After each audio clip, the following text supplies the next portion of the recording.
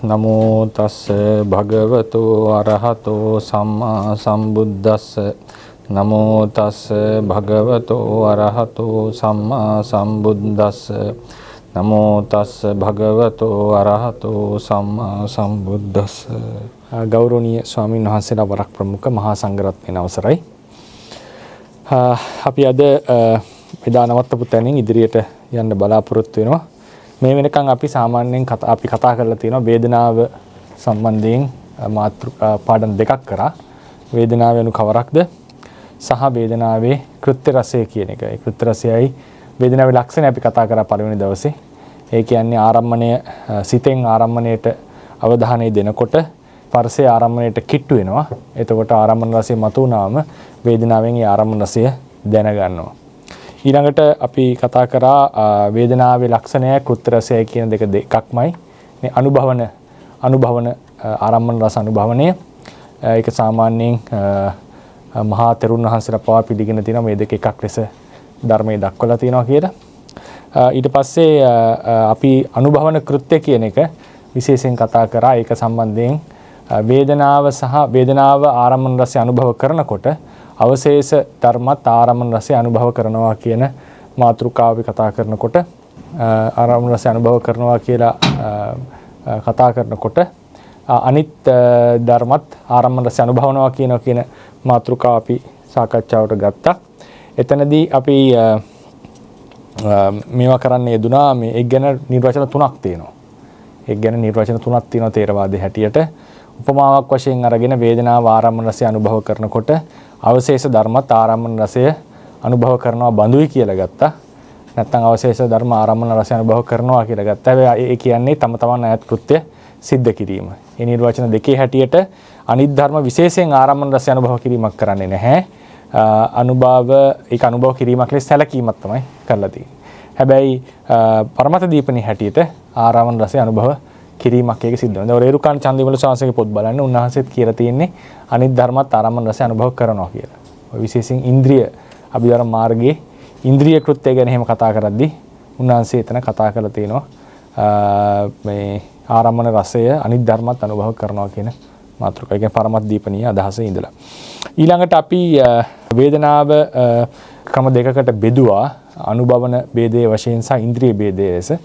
එතනදී අපි අනුභවන ભેදයේ වශයෙන් ගත්තම සුඛ දුක්ඛ අදුක්ඛම සුඛ වශයෙන් වේදනාව තේරුමුණා.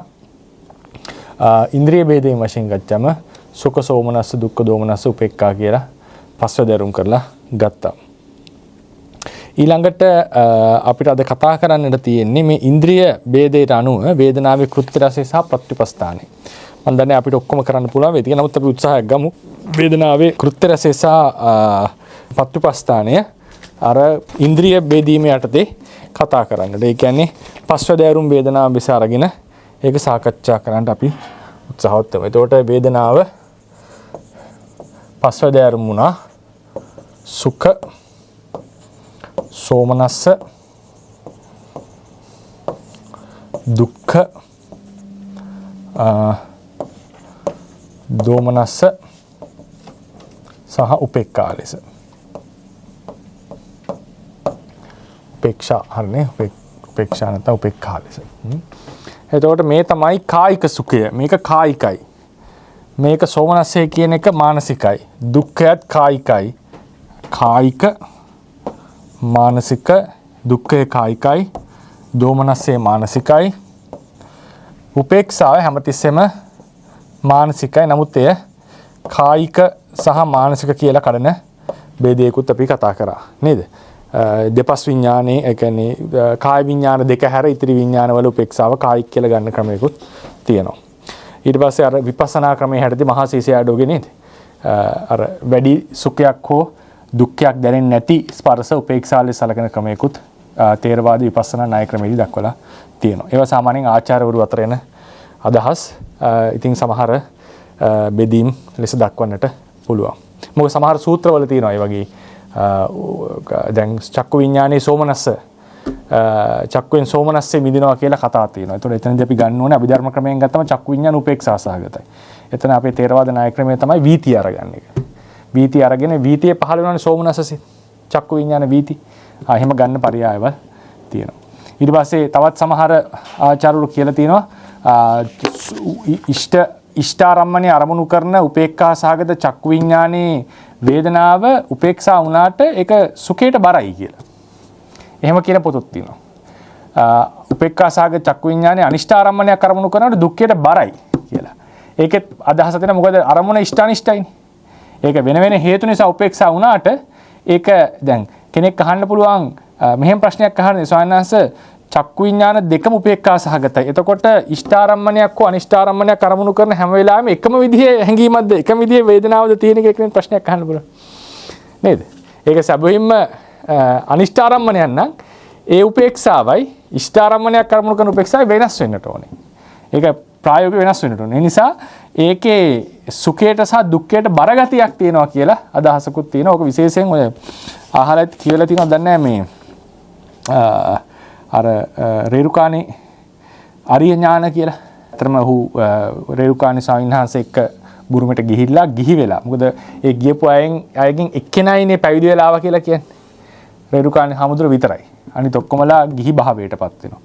ඉතින් ඒ ආපු එක්කෙනෙක් අතර කෙනෙක් තමයි රේරුකාණේ එතුමාගේ නම ආර්ය ඥාන හරි මොන හරි එකක්. ඒක එතුමා අන්තිමට ගිහි වෙන ඉඳගෙන පොත් දිනනවා. එයාට ගොඩාක් අසනීප වෙනවා.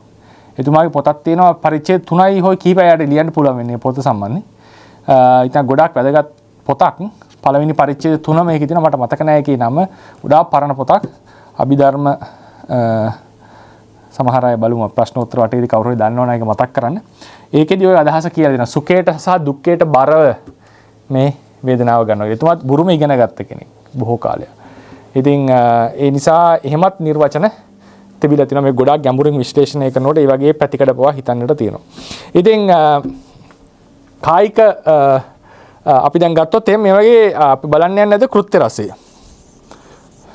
මතක ඇති අපි මුලින්ම කතා කරා නාම කාණ්ඩයේදී පටන් ගන්නකොටම ලක්ෂණ රස පච්චුපට්ඨාන පදට්ඨාන කියන ඒවා ක්‍රම 6කට නේද?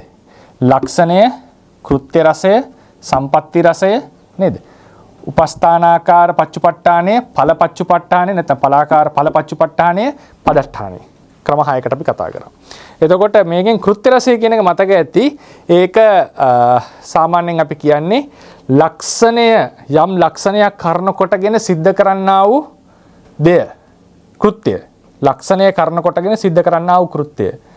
හැබැයි වේදනාවේ කෘත්‍යයි ලක්ෂණය කෘත්‍ය එකට සමාන කරලා තියෙනවා. ඊට සම්පatti රසය ගත්තේ මොකද්ද? සම්පatti රසය ක්‍රම කීපයකට විස්තර වුණා. එකක් තමයි ඒ කෘත්‍ය කිරීම නිසා ලැබුවා වූ ගුණය. නේද? කෘත්‍ය කිරීම නිසා ලැබුවා වූ ගුණය. රේරුකාණේ හැමතුරු විස්තර කරන්නේ කෘත්‍ය කිරීමට ඇති හැකියාව. කෘත්‍ය කිරීමට ඇති හැකියාව. සමහර පොත්වල ඒක ප්‍රත්‍ය ශක්තිය ලෙස දක්වලා තියෙනවා. ප්‍රත්‍ය ශක්තිය ලෙස දක්වලා තියෙනවා.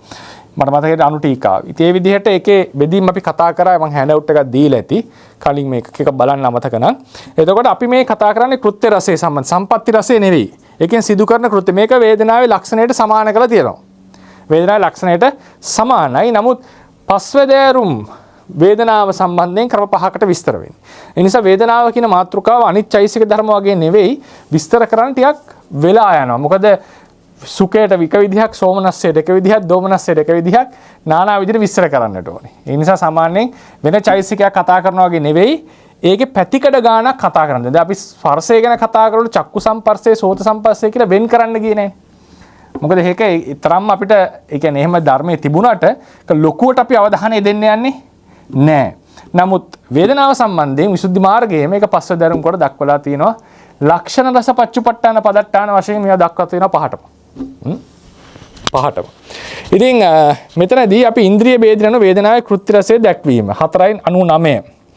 ඒක 5 ආකාරයකට විසුද්ධි මාර්ගයේ දක්වා ඇත කියලා තියෙනවා.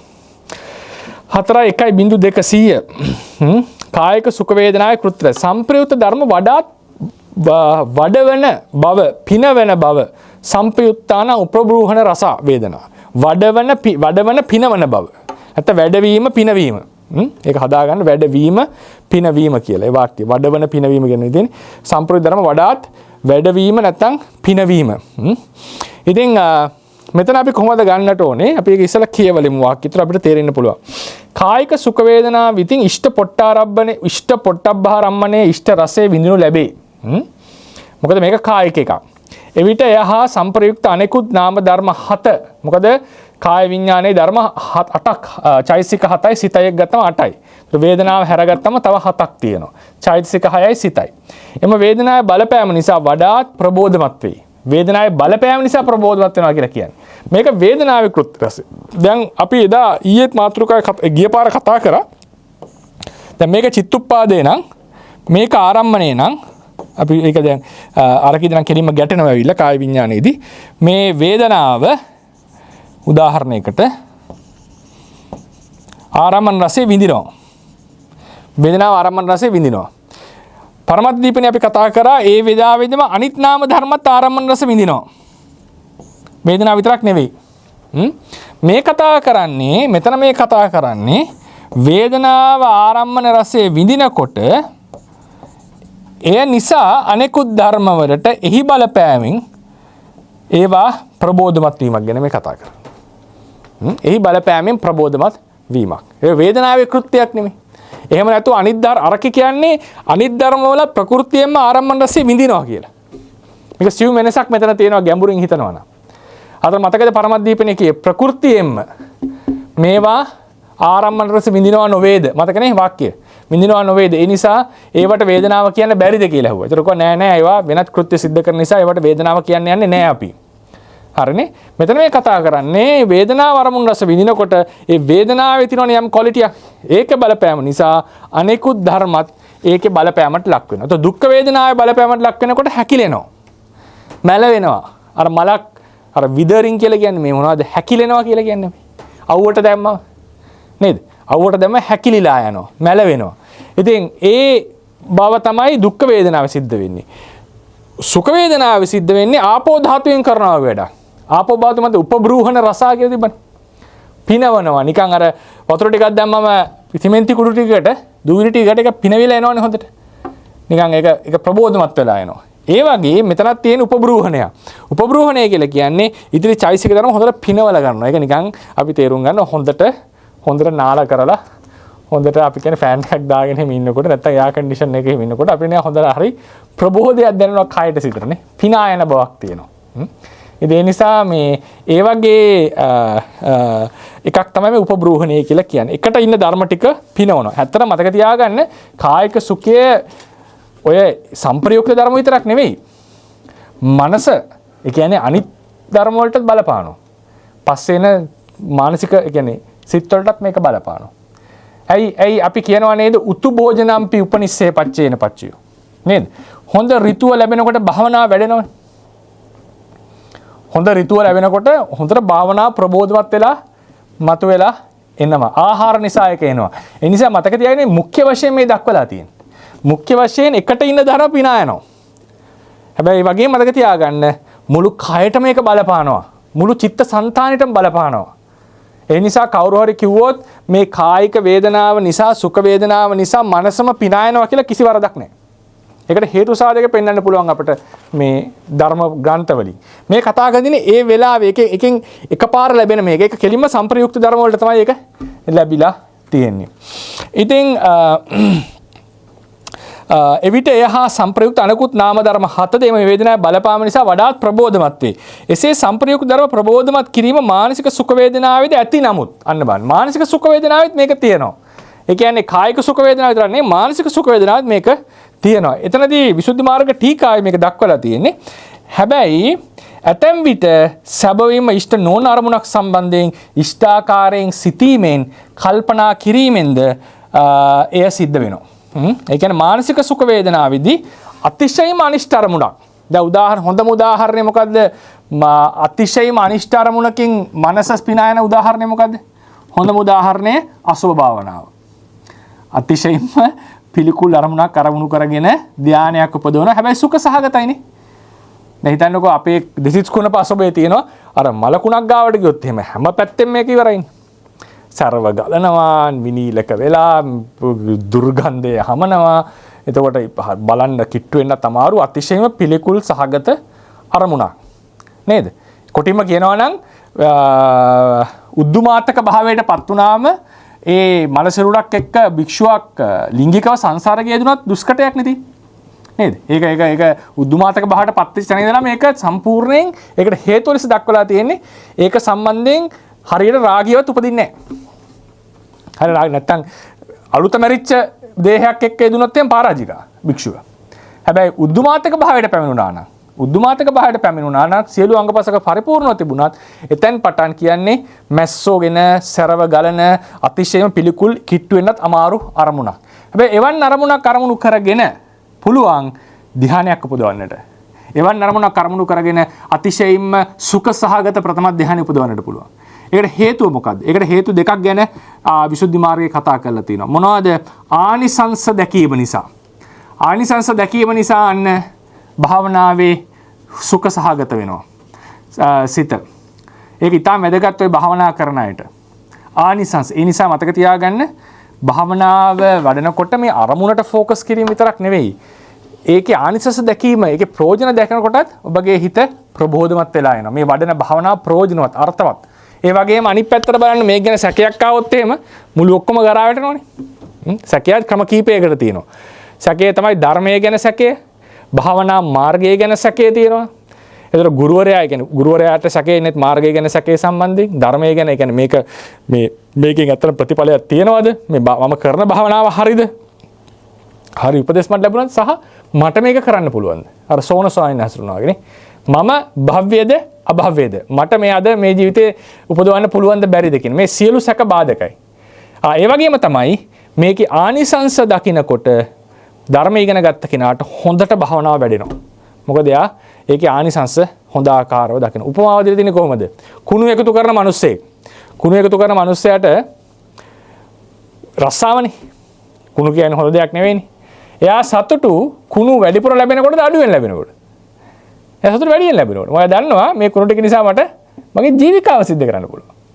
එතකොට කුණු ලැබෙනකොට හිත සතුටු වෙනවා වගේ මේ අසුභාරම්මණය ලැබෙනකොට යෝගියාගේ හිත සතුටු වෙනවා. මොකක් නිසාද? කුණු දකින්නේ ආනිසංස දස්සාවි. කුණු ලැබෙනකොට එයාට තේරෙනවා මේක මට හොඳ මුදලක් උපයන්න පුළුවන්. මම ඒ රැකියාව පහත් කරන අරදින් කියනවා නෙවෙයි. ඒක අප්‍රසන්න අරමුණක්. නමුත් ඒකෙන් ප්‍රයෝජනයි. දැන් ඒ වගේ හිතන්නේ දැන් මොනවා හරි වගා කරන කෙනෙක්ට ගොම ටිකක් හම්බ වෙනවනේ. එතකොට ඒක හරි සතුටින් එයා ඒක බාර ගන්නවා. එතකොට ආනිසංස දැකීම නිසා ඔන්න වේදනාව මොනවද සෝමනස්ස සාගත වෙනවා අනිෂ්ඨ අරමුණෙහි. හරිනේ. ඊට පස්සේ අනිත් එක තමයි භාවනාවේදී අපි ගත්තොත් එහෙම අනිෂ්ඨ අරමුණු කරගෙන භාවනා කරනකොට සිත දියුණු වෙනකොට කෙලෙස් 1000 සංසිඳනවා. එතකොටත් පස්සද්ධිය වගේ ඇවිල්ලා කෙලෙස් වලින් ක්ලේශ විවේක රසය, ඒක අපි කියන්නේ ක්ලේශ විවේක රසය නිසා සිත ප්‍රබෝධමත් සෝමනස්සයටපත් වෙනවා. මේ කරුණු දෙක. ඒ නිසා මතක තියාගන්න දැන් ඔය අපි භාවනාව විතරක් නෙවෙයි දැන් අපි තුමු සීලය එහෙම වගේක් ගත්තොත් සීලේ තියෙන අඩුපාඩුවක් එහෙම තියෙනවා නම් භාවනාවට ඒක බලපානවා. ඒක සීලය හොඳ නම් භාවනාව හොඳට වැඩෙනවා. ඒ කියන්නේ මතක තියාගන්න භාවනා කරනකොට ඒ භාවනා කරන සිත් විතරක් නෙවෙයි අවශේෂ සිතුත් බලපානවා මේකේ දියුණුවට.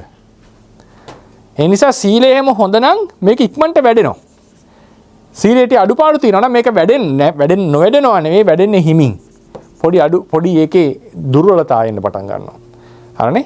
ඒ නිසා අපි දැනගන්නට ඕනේ මම එකෙන් අදහස් කරේ භාවනාදිය කරනකොට ඒ සිත විතරක් නෙවෙයි අවශේෂ අපේ තියෙන ඇටිටියුඩ්ස්, ඒ කියන්නේ අපි එක සම්බන්ධයෙන් දක්වන ආකල්ප සහ අපේ එදිනෙදා ජීවිතයේ වැඩ කටයුතු ආදියත් බලපානවා මේකේ දියුණුව සහ පිරිහීම සම්බන්ධයෙන්. ඉතින් මේකේ කියන්නේ මානසික සුඛ වේදනාව සමහර වෙලාවලට ඉෂ්ට නොවන අරමුණක් සම්බන්ධයෙන් ඉෂ්ටාකාරයෙන් සිටීමද මේකෙන් සිද්ධ වෙන්නට පුළුවන් පරිකල්පනය නිසා.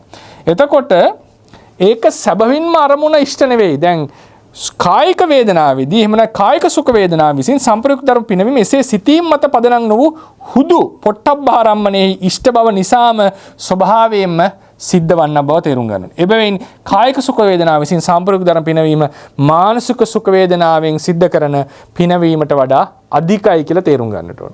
ඒ නිසා මේකෙදී අර කෙලින්ම අරමුණත් එක්ක ඩිරෙක්ට් සම්බන්ධතාවයක් තියෙනවා. මානසික සුඛ වේදනාවේදී අරමුණ ඇවිල්ලා හැපෙන එකක් නෙවෙයි. අරමුණ හැපෙන අර කායික සුඛ වේදනාවේ අරමුණ හැපෙන එකක් නෙවෙයි. ඒ වගේම අනිෂ්ඨ අරමුණක් වුණත් එයාට පුළුවන් ඉෂ්ට ලෙස සලකන්නට. ඒ නිසා එතනදී ලැබෙන මේ සුඛ වේදනාවේ බලපෑම කායික පොට්ටබ්බේදී වඩා වෙනස්. ඒක තමයි ඒක විශේෂ ලකුණක්. ඇයි මේ ඉන්ද්‍රිය වශයෙන් මේ කඩන්න? වෙනම කඩන්නට තියෙන ප්‍රධානම හේතුවක් තමයි මේකෙන් දැනෙන වේදනාව වෙනස්. මේකෙන් දැනෙන සංවේදනාව වෙනස්. මේක කෙලින්ම මේ ඒ අරමුණත් එක්ක සම්බන්ධතාවය වැඩි. ඒකෙන් දැනෙන ගතියත් වැඩි. ඒ නිසා තමයි අපිට කායික සුඛය, කායික දුක්ඛය කියන එක ලොකුවටම දැනෙන්නේ. ඒකේ පීඩාකාරී බවත් ලොකුවට දැනෙනවා. ඒකේ තියෙන සුඛදායී බවත් ලොකුවට දැනෙනවා. ඒ නිසා උපබ්‍රූහණ රසය ලෙස දක්වලා තියෙන්නේ කායික සුඛේ පමණයි. නමුත් මානසික සුඛේ උපබ්‍රූහණයක් තියෙනවා. සම්ප්‍රයුක්ත දර පිනවන බවක් තියෙනවා. ඒක අපිට දැනෙනවා. නමුත් ඒක කායිකේ සුඛේ වැඩි. ඒ නිසා විශේෂයෙන් කායික සුඛය සඳහා සම්ප්‍රයුක්ත ධර්ම පිනවනවා කියන මේක දීලා තියෙනවා. ඒ නිසා මතක තියාගන්න ඕනේ කායික සුඛයේ දින කෘත්‍ය රසය තමයි සම්ප්‍රයුක්ත ධර්ම පිනවීම. මානසික සුඛ වේදනාවේ කෘත්‍ය රසය. ඉෂ්ඨාකාරයෙන් අරමුණෙහි රස විඳින බව. ඉට්ඨාකාර සම්භෝග රස. සම්භෝගය කියන්නේ රස විඳීම. ඉට්ඨාකාර සම්භෝග රස. ඉෂ්ඨාකාරයෙන් අරමුණෙහි රස විඳින බව. හයි කියවන්නම මානසික සුඛ වේදනා තමන් විසින් ගනු ලබන අරමුණෙහි රස ආරම්මන රසය ඉෂ්ඨාකාරයෙන් විඳිනු ලැබේ. ඒක සැබවින්ම අරමුණ ඉෂ්ට වෙන්නට අවශ්‍ය නැහැ. ඉෂ්ඨාකාරයෙන් විඳිනු ලැබේ. එෙහිදී අරමුණ සැබවින්ම ඉෂ්ට වීම හෝ නොවීම අනිවාර්යෙන් වැදගත් කරුණක් නොවේ. බොහෝ දුරට ඉෂ්ඨාරම්මන හමුවේ මානසික වේදනාව සුඛ වීම සාමාන්‍ය වූද ඇතැම් විට ඉෂ්ට නොවන ආරම්මන ද ඉෂ්ඨාකාරයෙන් විඳීම සිදුවේ. ඒ බව විසුද්ධි මාර්ග ටීකාවේ පහත පරිදි දක්වා ඇත. කොහොමද කියන්නේ? සබහාවතෝ පරිකප්පතෝ වා ඉට්ඨස ආරම්මනස. ස්වභාව වශයෙන් හරි අපේ සිතීම් වශයෙන් හරි ඉෂ්ඨ ආරම්මණය. ඒක සැබවින්ම ඉෂ්ඨ වෙන්නට පුළුවන්. නැත්නම් අපේ සංකල්පනා වශයෙන් ඉෂ්ඨ වෙන්නට පුළුවන්. අපි ඉෂ්ඨ සලකනවා වෙන්නට පුළුවන්. එතකොට එසේ ඉෂ්ඨ වූ ආරම්මණය ආරම්මනස අනුභවන ලක්කණං ඉට්ඨාරම්මන අනුභවන ලක්කණං තේනාහ එනිසා කෝ යතා තථාවා ඉට්ඨාකාර සම්භෝග රසಂತಿ යථා භූතේන වා අයථා භූතේන වා ඉට්ඨාකාරේන ආරම්මනස්ස සම්බුඤ්ජන රසං. ඉතින් ඒ නිසා මානසික සුඛ වේදනාවෙහි කෘත්‍ය ලෙස දක්වලා තියෙන්නේ මේක මානසික වේදනාව කියලා ගත්තොත් එතනදී ඉෂ්ඨාකාරයෙන් අරමුණු රස විඳින බව. අරමුණ ඉෂ්ට ලෙස විඳින බව. හැබැයි ඒකෙන් මතක තියාගන්න විසුද්ධි මාර්ග ටීකාවේ දක්වුවා වගේ ඒක 4.1.2 දක්වලා තියෙනවා. මානසික සුඛ වේදනාවේද සම්ප්‍රයුක්ත ධර්ම පිනවීමේ කෘත්‍යයක්ද ඇත. නමුත් ඒ කායික වේදනාවේ තරම් ප්‍රබල නැත. ඒ නිසා සම්ප්‍රයුක්ත ධර්ම වලට බලපාන බව මේකෙත් තියෙනවා. ඒක පැහැදිලි. සුඛ වේදනාවේ ගතිය තියෙනවා මානසික මේ චිත්තුප්පාදයක බලපානවා. නමුත් ඒක කායික සුඛේ තරම් ප්‍රබල එකක් නෙවෙයි කියලා මතක තියාගන්නට ඕනේ. ඊට පස්සේ දැන් අපි එනවා. ඒතර මේ දෙකම අපේ හොඳ පැත්ත. හොඳ පැත්ත කියන්නේ අපිට සැපදායී පැත්ත. මෙතන අපි කිව්වා සම්ප්‍රයුක්ත ධර්ම පිනවනවා. සෝමනස්ස වේදනාව ගැන ගත්තේ මොකද්ද? කොහොම හරි ඒ කියන්නේ මොනම ක්‍රමයකින් හරි ඉෂ්ඨාකාරයෙන් රස විඳින බව. සම්ප්‍රයුක්ත ධර්ම පිනවන බවත් ඒකෙත් තියෙනවා මතක තියාගන්න. සම්ප්‍රයුක්ත ධර්ම පිනවන බව ඒකෙත් තියෙනවා කියලා අපි මතක තියාගන්නට ඕනේ. ඊළඟට කායික දුක් වේදනා කෘත්‍ය රස. සම්ප්‍රයුක්ත ධර්ම මැලවීමට සැලැස්වීම. සම්පයුත්තාන මිලාපන රසං. මිලාපන රස වේදනා. හකුලවනවා. අර පර වෙනවා කියලා කියන්නේ මැල වෙනවා කියලා කියන්නේ. නේද? අර සමහර වතුර දැම්මේ නැතුනම සමහර ගස් එහෙම මැලවිලා යන්නේ, හැකිලිලා යන්නේ. ඒ වගේ බවට පත් කිරීමක්. මල් වට්ටියක් එහෙම නේද? බුද්ධ වන්දනාවේ අපි දකිනවා මල් වට්ටිය හවස් වෙනකොට ඔක්කොම මැලවිලා ගිහිල්ලා. ඒකට වතුර ටිකක් දැක්කම ප්‍රබෝධමත් වෙලා එනවා. අර සක්‍රයාට පින කියන්නේ ඒකනේ. අහලා තියෙන සක්‍රයා නැවත ඒ වෙලාවේ උපන්නේ.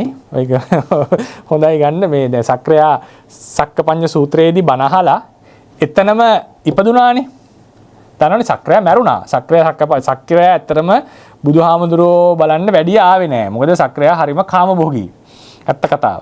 ඊට පස්සේ මොකද වෙන්නේ? එකපාරක් එනවා. එනකොට බුදුරජාණන් වහන්සේ ගණන් ගන්නේ නෑ. මොකද දන්නවා සක්‍රයා එච්චර ආවට මේ දැන් එනවා.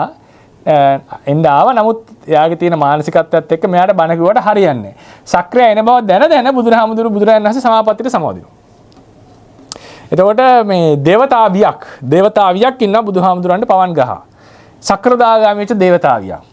ඊට පස්සේ මේ දේවතාවිය සක්‍රයාම කියන දේවතාවිය කියන බුදුරජාණන් වහන්සේ දැන් සමාපත්තියට සමාදිනවා. එහෙනම් මම ආවා කියන එක දැනුම් දෙන්නකෝ කියලා පණිවිඩය දීලා සක්‍රයා යනවා. යනකොට බුදුරජාණන් වහන්සේ එතකොට තමයි සමාපත්තියෙන් නැගිටින්නේ. හිතලම සමවදින්නේ.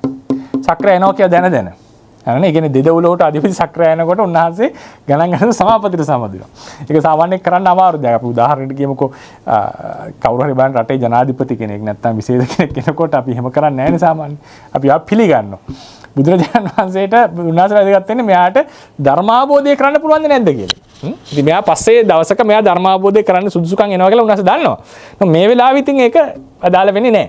ඊට පස්සේ බුදුහාමුදුරුවෝ නැගිටිනකොටම තමයි රතේ නේමිසද රත සද්ද ඇහෙනවා උන්වහන්සේට. ඊට පස්සේ දෙවෙනි පාර සක්‍රියා දැනගන්නවා. මොකද සමහර ඥානවන්ත දෙවියන්ට තේරෙනවා තමයි මැරෙන්න යනකොට. සක්‍රියාට සලකුණු පහළ වෙනවා. දවස් 7ක් තියලා. සක්‍රිය දැන් බය වෙලා හොඳටම බය වෙලා දැන් මොකද්ද කරගන්න කියලා මේ වුණා. ඊට පස්සේ කියනවා අන්න බුදුරජාණන් වහන්සේ වැඩ ඉන්නවා අහවල් ප්‍රදේශේ. ඒකට කියන්නේ මොන ගුහාවද? හොඳ ලස්සන නමක් තියෙනවා ඒ සූත්‍රේ. ඒ බුරුම විද්‍යාව අපි ඉගෙන ගත්තා. ඒක මට මතක් වෙන්නේ එකපාරට. ඒ ගුහාවේ වැඩ ඉන්නවා. වෙනද සාමාන්‍යයෙන් ඉන්නේ රැයටනේ. නේද? අභික්කන්තාය රත්තිය අභික්කන්ත වන්නා කේවල කප්පන් ජේතවනං ඔබසිත. මෙදා මොකද වෙන්නේ? හරි දැන් පරක්කු වෙන්න බෑ විනාඩියක්වත් මෙයාට. මෙයා හවස එන්නේ. හවස් වරියේ මේ ඉර බැහැගෙන යන්න කලින් එන්නේ. බැහැලා ඉවර වෙන්න කලින්. ඒතර මිනිස්සු දකිනවා එදා විශේෂ ආලෝකයක් අන්න අහවල් ගුහාව දිහාවට එනවා. ඒක හරි ප්‍රසිද්ධ කන්දක තියෙන ගුහාවක්. ළමයි අර පාරේ සෙල්ලම් කරගෙන ළමයි පාව බලනවා අන්න විශේෂ ආලෝකයක් අදාවා කියලා. ඊට පස්සේ ඇවිල්ලා බුදුරජාණන්සේට කතා කරනවා. මම ඒසගෙන මම කලින් දවසේ ආවා හම්බ වෙන්න. ඒසගෙන අවෝ මට මේ සද්ද ඇහුණා. මම නැගිටිනකොට සද්ද ඇහුණා කියලා බුදුහාමුදුරුවෝත් කියනවා. ඊට පස්සේ මේ ලස්සන සූත්‍රයක් න සක්කපඤ්ඤ සූත්‍රය. සේවිතබ්බා නසේවිතබ්බ ඔය සේවනයේ කළ යුතු විතර්ක සේවනයේ නොකළ යුතු විතර්ක ආදී සම්බන්ධයෙන් කතා කරනවා. ඊට පස්සේ ගිහිලා කතාව කෙලවර එතුමා සෝවාන් මාර්ගඵල ලබනවා. සෝවාන් මාර්ගඵල ලැබලා ටික මොහොතකින් මෙයා මිය යනවා. මිය ගිහිල්ලා එතනම ආයෙ උපදිනවා. එතුමා මිය ගිහිල්ලා උපන්න බව දන්නේ දෙන්නයි. එතුමා දන්නවා තමන් මිය ගිහිල්ලා ඉපදුනා කියලා. බුදුරජාණන් වහන්සේ දන්නවා මිය ගියා ඉපදුනා කියලා. අනිත් දෙවියෝ එක්කෙනෙක්වත් දන්නේ නැහැ. මොකද ඒක චිත්තක්ෂණයක වෙන සිදුවීමක්. ඊට පස්සේ අටුවාවේ සඳහන් කරනවා මේකට හේතුව. දැන් සාමාන්‍යයෙන් එහෙම සක්‍රිය එකම තැන උපදින්නේ නැහැ ලේසියකට. සක්‍රිය මැරිලා වෙන තැනක උපදින්නේ සාමාන්‍යයෙන්. එතකොට කියනවා මෙයා කලින් ශාසන කලින් බුද්ධෝත්පාදයක කැලේකට යනකොට බුදුවරයෙක්ගේ චෛත්‍යයක් තිබිලා තියෙනවා. ගරා වැටිලා ටිකක් මේ කැලෑවතට දැන් අපේ රුවන්මැලිසෑය තිබුණේ ඒ කාලේ මතකද? මේ අතහැරලා දාමු. ඒ මළුවේ මේ ආසනයේහි මල් ටිකක් තිබිලා තියෙනවා. මල් ටික පර වෙලා. මෙතුමා මොකද කරන්නේ? මම මේක සුද්ධ පවිත්‍ර කරන්න ඕනේ කියලා ඔක්කොම ඒ වටා පිටාව සුද්ධ පවිත්‍ර කරලා මේ මල් වලට වතුර ටිකක් ඉහිනවා. වතුර ටික ඉහලා මේ මල් ටික ප්‍රබෝධමත් කරලා ආපහු ගන්නවා. ඒ කුසලය ප්‍රත්‍ය වුණා කියලා කියනවා. මෙයාට නැවත එතන ජීවිතය ලබන්නට. ඒ නිසා ඒක වෙනම එකක්. ඔය මල් වලට පැරවෙන්න යනකොට මල් වලට බුදුරජාණන් වහන්සේ වෙනින් පූජා කරපු මල් වලට වතුර ඉහලා ටිකක් ඒක ප්‍රබෝධමත් කරනවා කියන එක ඉතා විශේෂ කුසලයක් අපේ ධර්මයේ හැටියට සක්‍රියයට නැවත එතන උපදින්නට ප්‍රත්‍ය වෙච්ච කුසලයක්. ඉතින් හරිනේ. එතකොට ඒක ආවේ මේ මිලාපන භවෙන් දැන් මැලවෙලා තියෙනවා. ඒකට වතුර ඉස්සම මොන ප්‍රබෝධමත් වෙනවානේ. එතකොට මේ මැලවෙච්ච භව වගේ එකක් තමයි මේ දුක් වේදනාවෙන් සිද්ධ කරලා තියෙන්නේ. සංප්‍රයුක්ත ධර්ම අර කායික සුඛ වේදනාවෙන් ප්‍රබෝධමත් කරලා ගන්නවා වගේ දුක් වේදනාවෙන් හකුලවලා පර කළ නිකන් අර මිලින කරලා මලානික කරලා වගේ මේක හකුලවලා ගන්නවා. මට මේ සිංහල වචනේ ඉන්නේ නැහැ කතා කරන්න. අර අපි කියන විදරින් කියලානේ. අර මල් මේවා හැකිලෙන එකට. එතකොට මේ බව මානසික දුක් වේදනාවේ තේ ගතිය තියෙනවා. ඒ හකුලවන බව. නමුත් ඒක සැබවින්ම ඉෂ්ට අරමුණ කෙරෙහි තෙන්නට පුළුවන්. දැන් බුදුරජාණන් වහන්සේ වැනි අතිශයින් ඉෂ්ට රූපයක් දැකලත් මිත්‍යා දෘෂ්ටියක් තියෙන කෙනෙක්ට දෝමනස්ස වේදනාවක් තරහක් සහිත දෝමනස්ස වේදනාවක් හටගන්න පුළුවන්. එතකොට ඒ නිසා එතනදී සැබවින්ම අනිෂ්ට අරමුණක් කෙරෙහි නෙවෙයි ඉෂ්ට අරමුණක් කෙරෙහි ඒ දෝමනස්සය ඇවිල්ලා සංප්‍රයුක්ත ධර්ම මිලාපණය වෙන්න පුළුවන්. ඒ නිසා නමුත් ඒක අර සැබවින්ම අනිෂ්ට අරමුණ හමුවේ වෙන බලපෑමට වඩා වෙනස්. ඒ නිසා කායික දුක්ඛයට තමයි මේ මිලාපන රසය දාලා තියෙන්නේ. අර කායික සුඛයට කරා වගේ. මානසික දුක්ඛ නැත්නම් දෝමනස්ස වේදනාවට දාලා තියෙන්නේ අනිට්ඨාකාර සම්භෝග රස. කොහොම හරි අරමුණ අනිෂ්ඨාකාරයෙන් රස විඳින බව තමයි මෙතන කතා කරලා තියෙන්නේ. අනිෂ්ඨාකාර රස විඳින බව. ඒ දෙක හොඳට මේවා කරගන්න. හැබැයි මානසික දෝමනස්සෙත් අර හකුලවන මොනවද මලානික කරන නැත්තම් මොකද කියන්නේ ඒකට මැලවීමට සැලැස්වීම කියන එක නැතුව නෙවෙයි. ඒකෙත් ඒ බව තියෙනවා. හරිනේ? ඒකත් තමයි මතක තියාගන්න. ඊට පස්සේ උපේක්ෂා වේදනාවේ කෘත්‍ය රසය. උපේක්ෂා වේදනාව ගත්තම අනිත් සියලුම අර වේදනා හතරට හැර අනිත් සියලු වේදනා. සංප්‍රයුක්ත ධර්ම වඩාත් නොපිනවීම හෝ මැලවීමට නොසැලැස්වීම. සංපයුත්තාන නාති උපබ්‍රූහණ මිලාපන රසා වේදනා. උපේක්ෂා වේදනා විසින් අරමුණ මධ්‍යස්ථාකාරයෙන් මිදුණු ලැබෙන සංප්‍රයුක්ත ධර්ම අතශයෙන් පිනවීමක් හෝ මැලවීමට සැලැස්වීමක් සිද්ධ නොකරනු ලැබේ කියලා මතක තියාගන්න. ඒක විශේෂයෙන් අර විදිහට හැකලවීමක් හෝ පිනවීමක් හෝ සිද්ධ කරන්නේ නැහැ. ඒ නිසා ඒක එක්තරා ශාන්ත බවක් තියෙනවා. එක විදිහක ශාන්ත බවක් අපිට දැනෙනවා. ඒක ප්‍රත්‍යුපස්ථානයට කතා කරනවා. හැබැයි ටීකාවේ කියනවා මේ ශාන්ත බව විශේෂයෙන් මොනවද මේ කෙලෙස් රහිත සිත්වල උපේක්ෂාව ගැන කතා කරන්නේ. කෙලෙස් සහිත සිතේ උපේක්ෂාවේ යම් අශාන්ත බවක් තියෙනවා. කෙලෙස් වල බලපෑමට ලක් වෙලා. ඒක අපි ප්‍රත්‍යුපස්ථානයේ යටතේදී කතා කරනවා. මෙතන තියෙන්නේ විශේෂයෙන්ම අර කියපු පිනවීම හෝ මැලවීම කියන කරුණු දෙක සිද්ධ කරන්නේ නැහැ කියන එකයි. පිනවීම හෝ මැලවීම කියන කරුණු දෙක සිද්ධ කරන්නේ නැහැ. ඊට පස්සේ අපි මෙතන විශේෂ කරුණක් සාකච්ඡා කරන්න බලාපොරොත්තු වෙනවා. මොකක්ද? මෙහිදී සැලකිය යුතු තවත් කරුණක් නම් පොට්ටබ්බා රම්මණය කාය ඉන්ද්‍රියෙහි සැපීම් වශයෙන් කායික වේදනා විසින් දැනගනු ලැබීමයි. එතකොට පොට්ටබ්බා රම්මණය දැන් අපි හිතමු මේ කය කියලා. මෙතනදී අපි හිතමු මේ කය පොට්ටබ්බා රම්මණයක් මේ කය හැපෙනවා. එතකොට තමයි මේකේ මේ වේදනාව මේක දැනගන්නේ. මෙහි රසය දැනගන්නේ. එවිට අරමුණේ ආරම්මන රසය ඒ ආකාරයෙන්ම කායික වේදනාවට දැනේ. ඒ ආකාරයෙන්ම දැනෙනවා හොඳ මෙතන ස්පර්ශයක් තියෙන නිසා.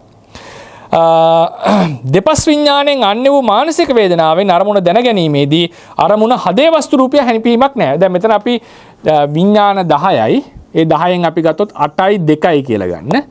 කායික විඥාන 2 හරිනේ. ඉතිරි 79 වේදනා. එහෙම ගත්තා මේ දෙක තමයි කායික. ඒ දෙක කෙලින්ම අරමුණ ප්‍රසාදේ හැපිලා අපි වේදනාව දැනගන්නවා. මේ 8 ගැන අපි පස්සේ කතා කරමු. මේ 79 ගත්තා මේවා හටගන්නේ හදේ වස්තුවේ. එහෙම නැත්නම් වස්තු රූපයකින් තොරව අරූප ලෝකේ. සමහර ඒවා වස්තු රූපයකින් තොරව සමහර ඒවා වස්තු රූපය ඇසුරු කරගෙන. ඒවා අනිත් වස්තු වල හටගන්නේ නැහැ. එතකොට ඒවයිදී මේ අරමුණේ ඇවිල්ලා වස්තු රූපේ හැපීමක් කියලා එකක් වෙන්නේ නැහැ. කායික වේදනාවේ සිද්ධ වෙනවා වගේ.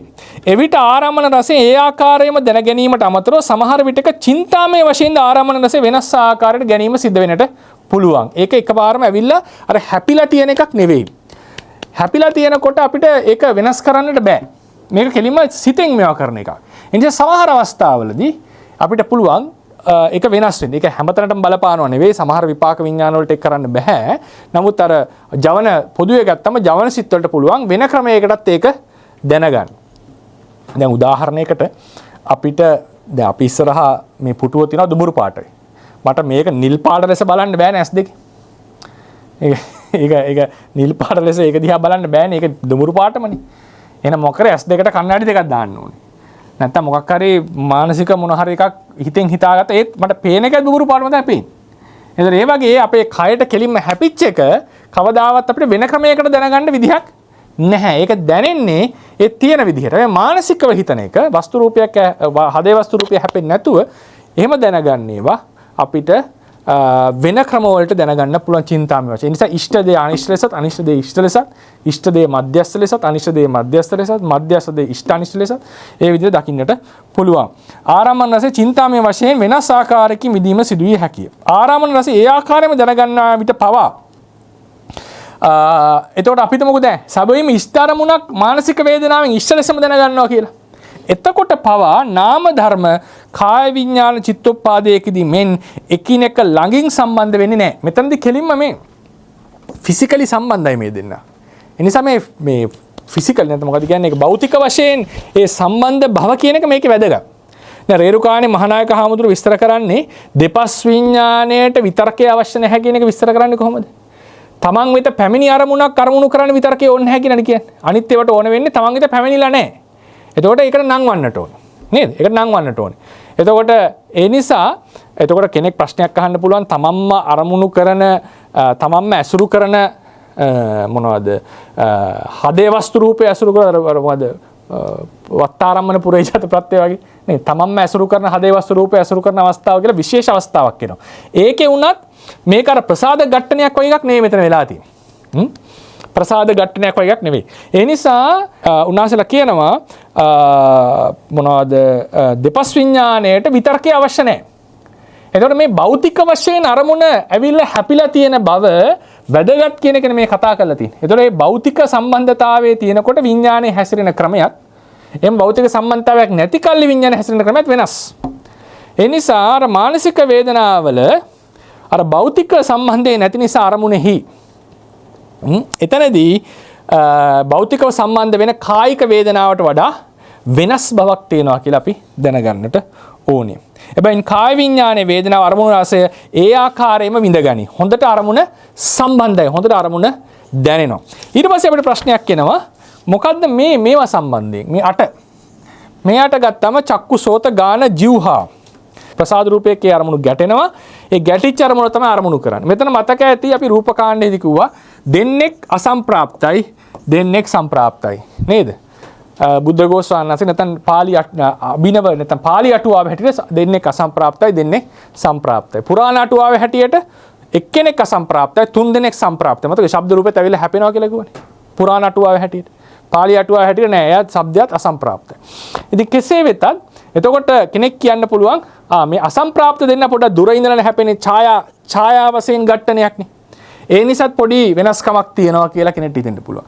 හැබැයි එතකොට ගාන සහ જીවහා කියන දෙන්න ඇවිල්ලා හැපෙන්නට ඕනේ. දැන් රස මේස උඩ තිබ්බ කියලා දැනෙන්නේ නැහැ නේ අපිට. රස දිවේ හැපෙන්නට ඕනේ. නේද? රස දිවේ හැපෙන්නට ඕනේ. හැබැයි වස්තුවක් මේස උඩ පේනවා. අර ගන්ධේ වුණත් ඇවිල්ලා නහය හැපෙන්නට ඕනේ. ඒක වාතයෙන් එන්නට ඕනේ. ඒ නිසා මේ දෙක සම්ප්‍රාප්ත විෂයක් සම්ප්‍රාප්ත ඝට්ටනය සිද්ධ වෙන්නේ. ඒ නිසා කෙනෙක් අහන්න පුළුවන් මේ ගාන જીවහා විඥාන වල වේදනාත් අරමුණු කරන්නේ තමන් වෙත පැමිණි අරමුණක්. හරියට කාය විඥානේ වගේ. එතනදී ධර්මයේ දක්වන පොත්වල සියලු පොත්වල වගේ දක්වලා තියෙන එකම උපමාවක්. මොකද්ද මේ උපමාව කොතෙක් දුරට සාධාරණද මම දන්නේ නැහැ. ඒ උපමාව තමයි දෙපස් විඥාණයෙන් කාය විඥානේ හැර අනිත් ධර්මවල ඝට්ටණය සුකුම රූප ඝට්ටණය. සුකුම රූප ඝට්ටණය. මතකද රූප කාණ්ඩේ බෙදද්දී අපි කොහේ ඊට වැදගත් ඒ බෙදීම සමහර අයට නම් මතක නැතුව ඇති. ඕලාරික සුකුම කියලා දෙකට කැඩුවා. ඕලාරික සුකුම. ඕලාරික උනේ මොනවද? ප්‍රසාද රූප 5යි. ඊට පස්සේ ගෝචර රූප සමායින්. ඕලාරික සුකුම ඝට්ටනය නෙමෙයි. අනිෂ්පන්න රූප සමායින්. මේක වැරදුනා මට. අනිෂ්පන්න රූප ඝට්ටනය. අනිෂ්පන්න රූප ඝට්ටනය. අනිෂ්පන්න මහා භූත 4යි අනිෂ්පන්න රූප 20 නැත්නම් 20යි නැත්නම් 24යි. අර මේ ලක්ෂණ රූප 4 අයින් කරොත් නේ නැත්නම් තමයි 18ක් නැත්නම් කොහොමද අපි කියන්නේ එකට 10ක් අයින් කරාම 14ක් 14ක් නැත්නම් 24ක් අනිෂ්පන්න රූප මේ මොනවද නෑ උපාදාය රූප සමාවෙන්න මට අරගෙන උපාදාය රූප සමාවෙන්න උපාදාය රූප මහා භූත උපාදාය රූප මහා භූත අනිෂ්පන්න රූප ලෙස ගත්තේ නැත්නම් උපාදාය රූප 14යි රූප ලෙස ගත්තොත් 24යි. මොකද අනිෂ්පන්න රූප ඒකාන්ත රූප නෙවෙයි. මෙතන කියන්නේ මම වැරදුනා. රූප සද්ද ගන්ධ රස අරමුණු කරනකොට තියෙන්නේ උපාදාය රූප ඝට්ටනය. හරිනේ? පොට්ටබ්බහරම්මනේදී වෙන්නේ මහා භූත උපාදාය රූප ඝට්ටනය. මහා භූත උපාදාය රූප ඝට්ටනය. එතන උදාහරණයකට දීලා දැන් ඔන්න අපි තුමු රූප කලාපයක් තියෙනවා. මේක ප්‍රසාද රූපයේ තියෙන කලාපේ නම් මේ කලාපෙහි පටවිය තියෙනවා. ඊට පස්සේ පටවිය. හරිනේ? පටවිය ආපෝ තේජෝ වායෝ කියන ප්‍රධාන හතරම තියෙනවා. මේ චක්කු ප්‍රසාදයක් තියෙනවා. රූප ආරම්මණය ඇවිල්ලා ගැටෙනවා. රූප ආරම්මණය කියන්නේ වර්ණ රූපය. වර්ණ රූපේ උපාදාය රූපය ගැටෙන්නේ චක්කු ප්‍රසාදේ. චක්කු ප්‍රසාදේ පවතින්නේ පටවි ධාතුවක් ඇසුරු කරගෙන. උපමාව දීලා තිනවා ගලක් උඩ පුළුන් කෑල්ලක් තියලා තවත් පුළුන් කෑල්ලකින් පහර දෙනවා. පුළුන් කෑල්ලකේ සියුම් කියන එක. ඒ කියන්නේ ප්‍රබල නැහැ. මහා මේ මෙතන උපාදාය රූප පුළුන් කෑල්ලටත් මහා භූත විශේෂයෙන් පඨවි ආදී වූ මහා භූත පඨවි තේජෝ වායු විශේෂයෙන් පඨවිය කිනිහිරකටත් සමාන කරලා තියෙනවා. ඒ කියන්නේ ගලකටත් සමාන කරලා තියෙනවා. ඉතින් පුළුන් කෑල්ලකින් මේ පුළුන් කෑල්ලට ගැහුවම මේ ඝට්ටනේ හරි සියුම් ඝට්ටනයක් ලොකු එකක් නෙවෙයි. ඉතින් රස වර්ණ රූපය රූපයේ ගාන ප්‍රසාදයේ හැපීමත් රස රූපයේ ජීවහා ප්‍රසාදයේ හැපීමත් මේ සියල්ලම පුළුන් කෑල්ලක් ගලක් උඩ දාලා තව පුළුන් කෑල්ලකින් ගැහුවා වගේ කියනවා. හැබැයි පොට්ටබ්බ රූපය කියන එක පඨවි තේජෝ වායෝ. ඒක හරියට තව මිටියක් වගේ. එතකොට පොට්ටබ්බ රූපයේදී කාය ප්‍රසාදයේ උපාදාය රූපයක් වුණාද? ඒ කාය ප්‍රසාදයේ තියෙන්නේ පඨවියක් ඇසුරු කරගෙනනේ. එතකොට ගලක් උඩ තියෙන උපමාව ගලක් උඩ තියෙන පුළුන් කෑල්ලක් වගේ. මේක තව කිනිහිරකින් ගහනවා. තව මිටියකින් ගහනවා. එතකොට මොකද වෙන්නේ? මෙතන හොඳ grip එකක් හිටිනවා. ඒ කියන්නේ මේක තියෙන්නේ hard surface එකක් ඝන රළු පෘෂ්ඨයක් මත. මේක හැපෙනකොට ඇවිල්ලා මේ පුළුන් කෑල්ල විනිවිද ගිහිල්ලා හොඳට අර ඝන දෙයිත් හැපෙන. හොඳට තැලෙනවා මේක. එතකොට ලැබෙන සංවේදනාව ප්‍රබලයි කියන එකයි මේ කියලා තියෙන්නේ. මේ ලැබෙන සංවේදනාව ප්‍රබලයි කියන එකයි මේ කියලා තියෙන්නේ. එතකොට ඒ නිසා කාය පොට්ටබ්බයක් හැපෙනකොට හැමතිස්සෙම එක්ක සුඛ නැක්කන් දුක. හොඳ නම් ඊටාම හොඳ දැනෙනවා සැපේ, දුක නම් අමිහිරිව දැනෙනවා. අර රූප සද්ද ගන්ධ රසවලදී ඒක ඒ තරම් වෙන්නේ නැහැ. මොකද හොඳ මේ පුළුන් කෑල්ල වැදුනා කියලා තව පුළුන් කෑල්ල මෙයත් එක්ක සම්බන්ධ වෙලා හොඳට තැලීමක් වෙන්නේ නැති හින්දා. මේ උපමාව දිහා බැලුවම ඒක හොඳ උපමාවක් ලෙස පේනවා. නමුත් මෙතන ගැටලුවක් තියෙන්නේ මේ උපමාවෙන් කතා කරලා තියෙන කායික ස්පර්ශයක් ගැන. දැන් වර්ණ රූපය ඇවිල්ලා ප්‍රසාදේ දැන් මේ කියන විදිහට වර්ණ රූපය ප්‍රබල රූපයක් වෙලා හොඳ ප්‍රබල රූපයක් වෙලා අපි හිතමුකෝ වර්ණ රූපය උපමා කරමු වර්ණ රූපය මහා ධාතුවක් වුණා කියලා. මහා භූතයක් වුණා කියලා. එතකොට වර්ණ රූපය ඇවිල්ලා මෙයාගේ හැපිලා මේක කියන්නේ මේ දෙන්න හොඳට හැපිලා මෙයත් එක්ක සම්බන්ධ වෙනවා පල්ලෙහා තියෙන රූපයත් එක්ක. පටවියත් එක්ක හොඳ ඝට්ටනයක් වෙනවා. ඒ නිසා මේක දැනෙනවා. වර්ණ රූපයේ ප්‍රසාදයේ එක්ක සම්බන්ධ වීම මේ වගේ කායික සම්බන්ධයක්ද මේ කතා කරලා තියෙන්නේ. එතකොට ඒ කියන්නේ උදාහරණයකට වර්ණ රූපය ඇවිල්ලා මේකේ හැපිලා අර පඨවි ධාතුවත් එක්ක හොඳට සම්බන්ධ වුණොත් මේක සුඛ දුක්ඛ වීමක්, සුඛ හෝ දුක්ඛ සහගත වීමක් ගැන බඳු ප්‍රකාශනයක් මේ තියෙන්නේ කියලා මට හිතෙනවා. හැබැයි වර්ණ රූපයේ තියෙන ඉෂ්ඨානිෂ්ඨ භාවය තීරණය වෙන්නට ඕනේ එහි තියෙන ඒ කියන්නේ එහි තියෙන හොඳ නරක බව මත. එහි තියෙන හොඳ නරක බව මත. ඉතින් ඒ නිසා මේක රූපයේ ඝට්ටණය වෙන්න ඕන බව ඇත්ත. රූපයේ ඝට්ටණය වෙන්න ඕන බව ඇත්ත. අපේ මනෝද්වාරයටත් යම් අරමුණක් ඝට්ටණය වුණාම ඒකේ තියෙන ඉෂ්ඨාරම්මණයක් න අපි ඉෂ්ඨ රසය විඳින්නට සමර්ථයි එතන. ඉෂ්ඨ රසය විඳින්නට සමර්ථයි. මෙතන මේ උපමාවේ තියෙන්නේ අර කායික උපමාදිනේ පොට්ටබ්බයක් හා සම්බන්ධ කරගෙන. ඒ කියන්නේ හොඳට මේක ඇවිල්ලා වැදුනම මේ පල්ලෙහා තියෙන සර්ෆේස් එකත් එක්ක සම්බන්ධ වීම නිසා හොඳ ස්පර්ශයක් සිද්ධ වුණා. ඒ නිසා කායික සුඛයක් හෝ දුක්ඛයක් ඇති වුණා. කියන එක මේ කතා කරලා තියෙන්නේ. අතනදී වර්ණ රූපය ඇවිල්ලා හැපුණකොට ඒ කියන්නේ මේ පුළුන් වල ඝට්ටනේ මේකත් එක්ක හොඳට මේකේ වැදිලා මේකට දැනෙන්නේ නැහැ කියන එක. හොඳට grip වෙන්නේ නැහැ. එතකොට මේ හුදු ස්පර්ශමය ක්‍රමයකින් තමයි වර්ණ ගන්ධ රස කියන ඒවලත් මේ වේදනාව ගැන හිතලා තියෙන්නේ. ඒක කොතෙක් දුරට මට පෞද්ගලිකව ඒක සමහරට සාධාරණීකරණව ඇති වෙන මනසකට. මට ඒක හිතා ගන්න අමාරුයි. ඇයි මේ වගේ උපමාවකින් රූප සද්ද ගන්ධ රස කියන ඒවා අරමුණු කරන සිත්වල වේදනාව උපේක්ෂා සහගත වීමට මෙවන් උපමාවක් ගත්තේ ඇයි කියන එක විමසිය යුතු කරුණක් ලෙස මට පේනවා පෞද්ගලිකව. මොකද මෙතන ඒ කතා වෙන්නේ හොඳට මේ දෙක තැලෙන බවක් නේ. තැලෙන බවක්. එතකොට මේ හරි කායික වේදනාවට හරි කතාව හොඳට දැනෙනවා ඒක. එතකොට චක්කු විඤ්ඤාණයට ඒ වගේ හොඳට දැනීමක්ද මේ බලාපොරොත්තු වෙන්නේ. චක්කු විඤ්ඤාණය සුඛ දුක්ඛ වීමට බලාපොරොත්තු වෙලා තියෙන එහෙම දැනීමක්ද? ඒ කියන්නේ එහෙම හොඳට ඝට්ටණය වුණාම නේද මේක සුඛ හෝ දුක්ඛ වෙන්නේ. ඒ බඳු එකක්ද මේ රූපේ හා චක්කු අතර තියෙන සම්බන්ධය. රූපය කියන එක විඳින්නේ වෙනම ලෝකයක්. ඒක වෙනම රෙල්ම් එකක් එතන තියෙන්නේ. ඒකේ රස විඳීම මේ වගේ කායික ක්‍රමයකට විස්තර කරන්න පුළුවන්ද කියන එක විශේෂයෙන් හිතිය යුතුයි. ඒක පෞද්ගලිකව මට තියෙන ගැටලුව. කෙසේ වෙතත් 4.18 අපි එක් කියවලා අවසන් කරමු. රූප, ශබ්ද, ගන්ධ, රස යන ගෝචර රූප චක්කු, ශෝත, ගාන, જીවහා යන ප්‍රසාද රූපවල ඝට්ටනේ වෝද ඒවායේ හට ගන්නා විඥාන අරමුණු වල ආරම්මන රසය ඇති ආකාරයෙන් විඳීමට සමර්ථ නොවේ. ඒට හේතුව නම් යතෝක්ත ප්‍රසාද රූප සහ ගෝචර රූප උපාදාය රූප වීමත් ඒවායේ එකිනෙක ඝට්ටනේ සියුම් ඝට්ටනයක් වීමත්. එබැවින් එම චිත්තෝත්පාදවල ඝට්ටනේ මේ කතා කරලා තියෙන්නේ. ඝට්ටනේ අනුව චක්කු, සෝත, ගාන, જીවහා වල වේදනාව තීරණය වෙලා තියෙන්නේ. එතකොට මේක ෆිසිකල් නිකන් ස්පර්ශයේ පැත්තෙන් මේ කතා කරලා තියෙන්නේ. ඒකයි මම මේක ගෙනාවේ.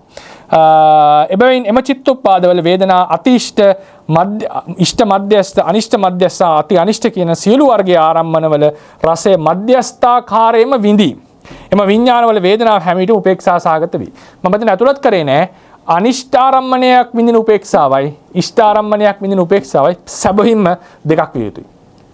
සැබවින්ම දෙකක් විය යුතුයි. ඒ නිසා තමයි අර පොතේ දක්වලා තියෙන්නේ ඉෂ්ඨාකාර ඉෂ්ඨ බවට බර උපේක්ෂාවක් සහ අනිෂ්ඨ බවට බර උපේක්ෂාවක්. ඒක මම හිතන්නේ that makes sense. ඒක යම් වැදගත්කමක් තියෙනවා මේ ප්‍රකාශනේ. මොකද ඒක ධර්මයට එකඟයි. මොකද අකුසලයක විපාකයක් නම් ඒක ඉෂ්ට වෙන්නට බෑ. ඒක උපේක්ෂා කියන එක ශාන්ත වුණාට ඒක අරතරන් හොඳ එකක් වෙන්නට හේතුවක් නැති නිසා.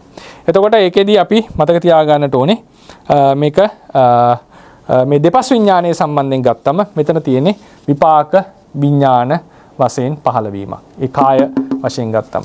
මෙතන අපි කතා කරන්නේ විපාක අවිපාක ભેදයකින් තොරව ඒ සුඛ සෝමනස්ස දුක්ඛ දෝමනස්ස උපේක්ඛා කියන වේදනා සම්බන්ධයෙන්. ඒ වේදනා සම්බන්ධයෙන්. එතකොට එතනදී අපිට මේක හොඳ තවත් විශ්ලේෂණ මේක අපි ඉදිරියේදී දීර්ඝව කතා කරන විශේෂ කර්ම පාඩමට ආම සහ විඥාන පාඩම් වලදී මාතෘකාවක් ලෙස ගත්තොත් අපි හිතමු දෙපස් විඥානය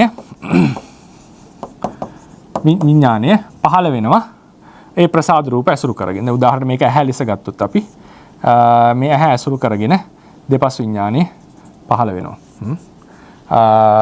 මේ රූපය ඝට්ටනේ වෙනකොට. ඉතින් මෙතනදී මොකද මේ වේදනාව සහ අවශේෂ නාම ධර්ම මේ සියල්ලම විපාකයක් ලෙස අපි හඳුන්වනවා. විපාකයක්. මෙතන සිද්ධ වන්නේ මොකද්ද? මේ ඝට්ටණය රූපය ඉෂ්ට රූපයක් වෙලා. ඉෂ්ට අපි තුමු ඉෂ්ට හෝ අනිෂ්ට රූපයක් වෙනවා. මේ ඝට්ටණය සිද්ධ වෙන්නට ක්‍රම දෙකක් තියෙනවා ධර්මයේ හැටියට. ඒක තියෙනවා එක තමයි ඒ තියෙන සාධක මත ඝට්ටණය සිද්ධ වුණා. දැන් උදාහරණයකට අපි හිතමුකෝ එකපාරට කාලගුණ විපර්යාසයක් වෙලා දැඩි සීත හුලඟක් නැත්තම් වින්ටර් එකක් ආවා කියලා හිතන්නකෝ මොන හරි රටක. ඒ වින්ටර් එක නැත්තම් සීත සමයක් එනකොට අපිට දැඩි කායික පීඩාවක්. මේ සීත සමයේදී අනිවාර්යයෙන් හුලං හමනවා. අපි එළියට ගියොත් අනිවාර්යෙන් සීත සුලං අපිට දැනෙනවා. අපිට පීඩාවටපත් වෙනවා. දැන් මෙහි අපේ කරුවල ගස්සව අපි ඉන්න තැන එළියට ගියොත් එම අවුවට පිච්චෙනවා. අවුව අපිට දැනෙනවා. එතකොට මේක අවුව වැටුනේ අපි එළියට එනකොට අපේ ඇඟට අවුව වැටුණා. සීත ප්‍රදේශයක නම් සීත හුලං දැනුණා. අපිට තව සෞම්‍ය ප්‍රදේශයක නම් ඊටාම සෞම්‍ය හුලඟක් අපිට දැනෙච්ච අවස්ථා තියෙනවා. ඒතර මේ අරමුණ ඉෂ්ට හෝ අනිෂ්ට අරමුණ අපිත් එක්ක සම්බන්ධ වුණා.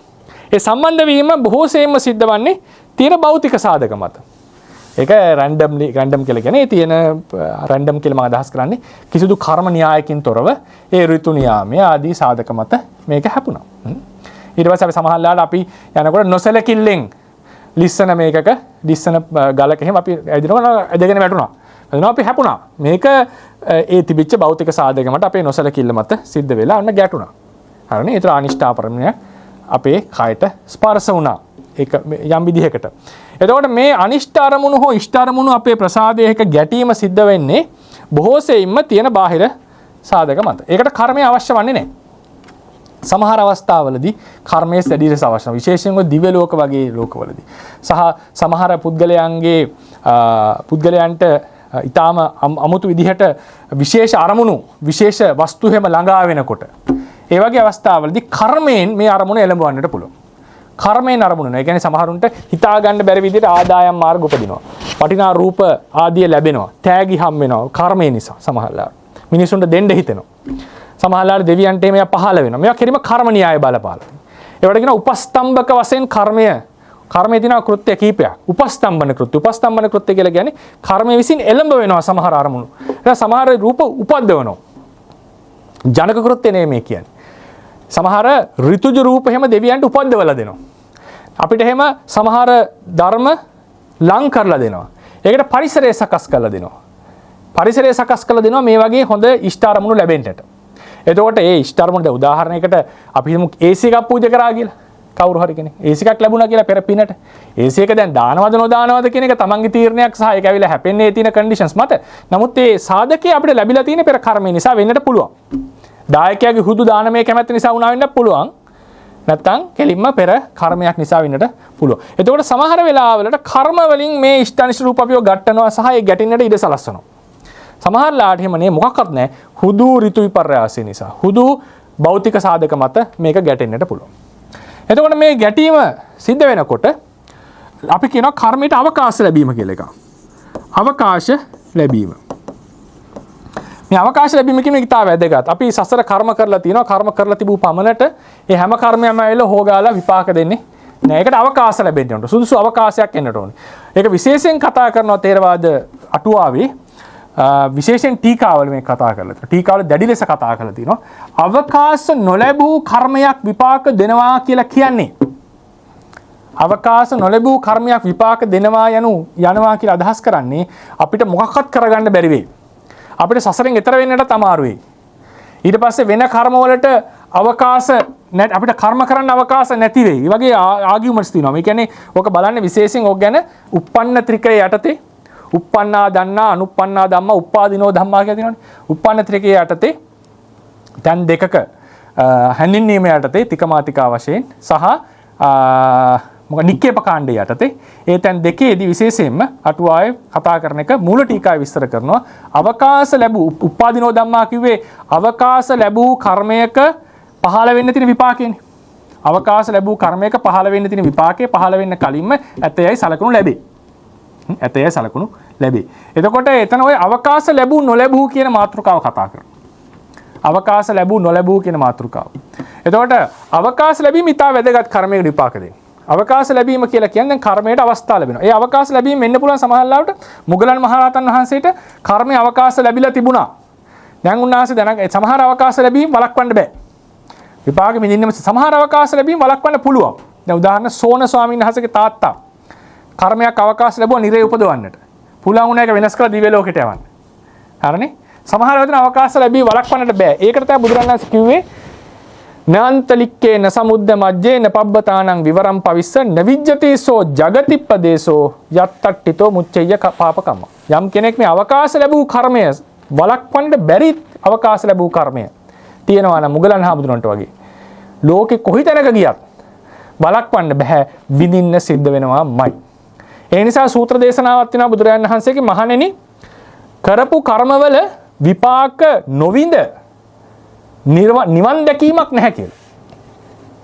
ඒක හරි මහා දේශනාවක්. අංගුත්තර නිකායේ දේශනාවක්.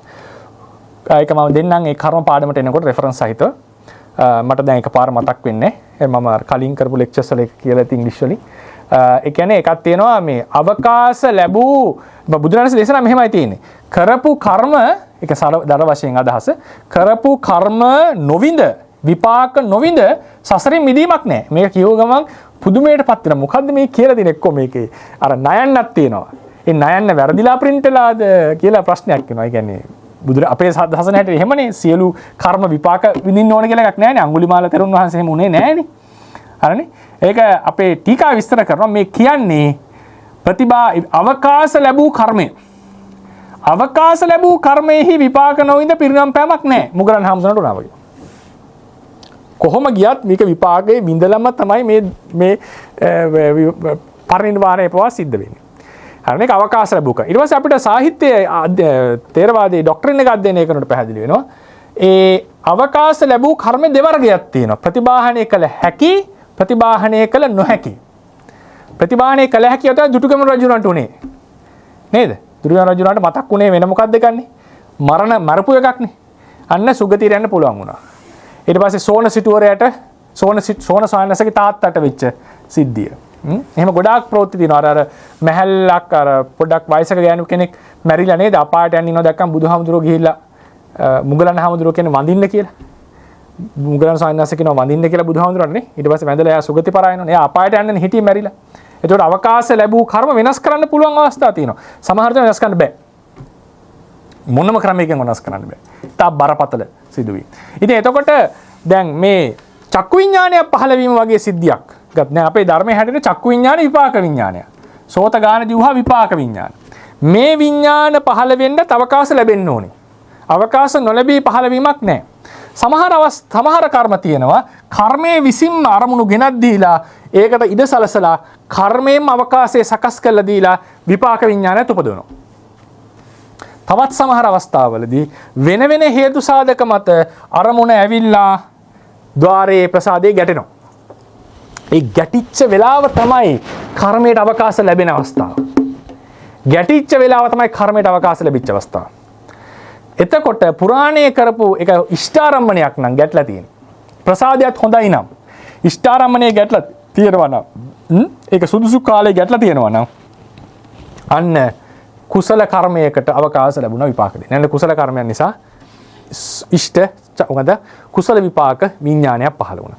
අනිෂ්ඨ ආරම්භණය නම් අනිෂ්ඨ එකක් පහළ වෙනවා. ඒතර හයිපොතටිකලි මෙහෙමයි. බැරි වෙලා හරි කිසිදු කුසල කර්මයක් තිබුණ නැත්තම් ඒ වෙලාවේ. කිසිදු කුසල කර්මයක් තිබුණ නැත්තම් හයිපොතටිකලි කියන්නේ කොහොමද ඒකට සිංහලෙන් කියන්නේ? මේ පරිකල්පිත වශයෙන් මම හයිපොතටිකලි පරිකල්පිත වශයෙන් මනක්කල්පිත කියන්නේ පරිකල්පිත වශයෙන් ගත්තම බැරි වෙලා හරි අපි හිතමුකෝ කුසල කර්මයක් නැහැ කියලා අපි ඔක්කොම තිබ්බ අකුසල කියලා. කුසල කර්ම නැතිනම් අර ඉෂ්ඨාරම්මණය රැන්ඩම්ලි ඇවිල්ලා ගැටුණා. කර්මය නිසා නේ වෙන හේතුව නිසා ගැටුණා. පේන්න බෑ රූපේ. හරිනේ? පේන්න බෑ. චක්කු විඥානය පහළ වෙන්නේ මොකද? චක්කු විඥාන උපදවන්නේ කර්මයෙන්මයි.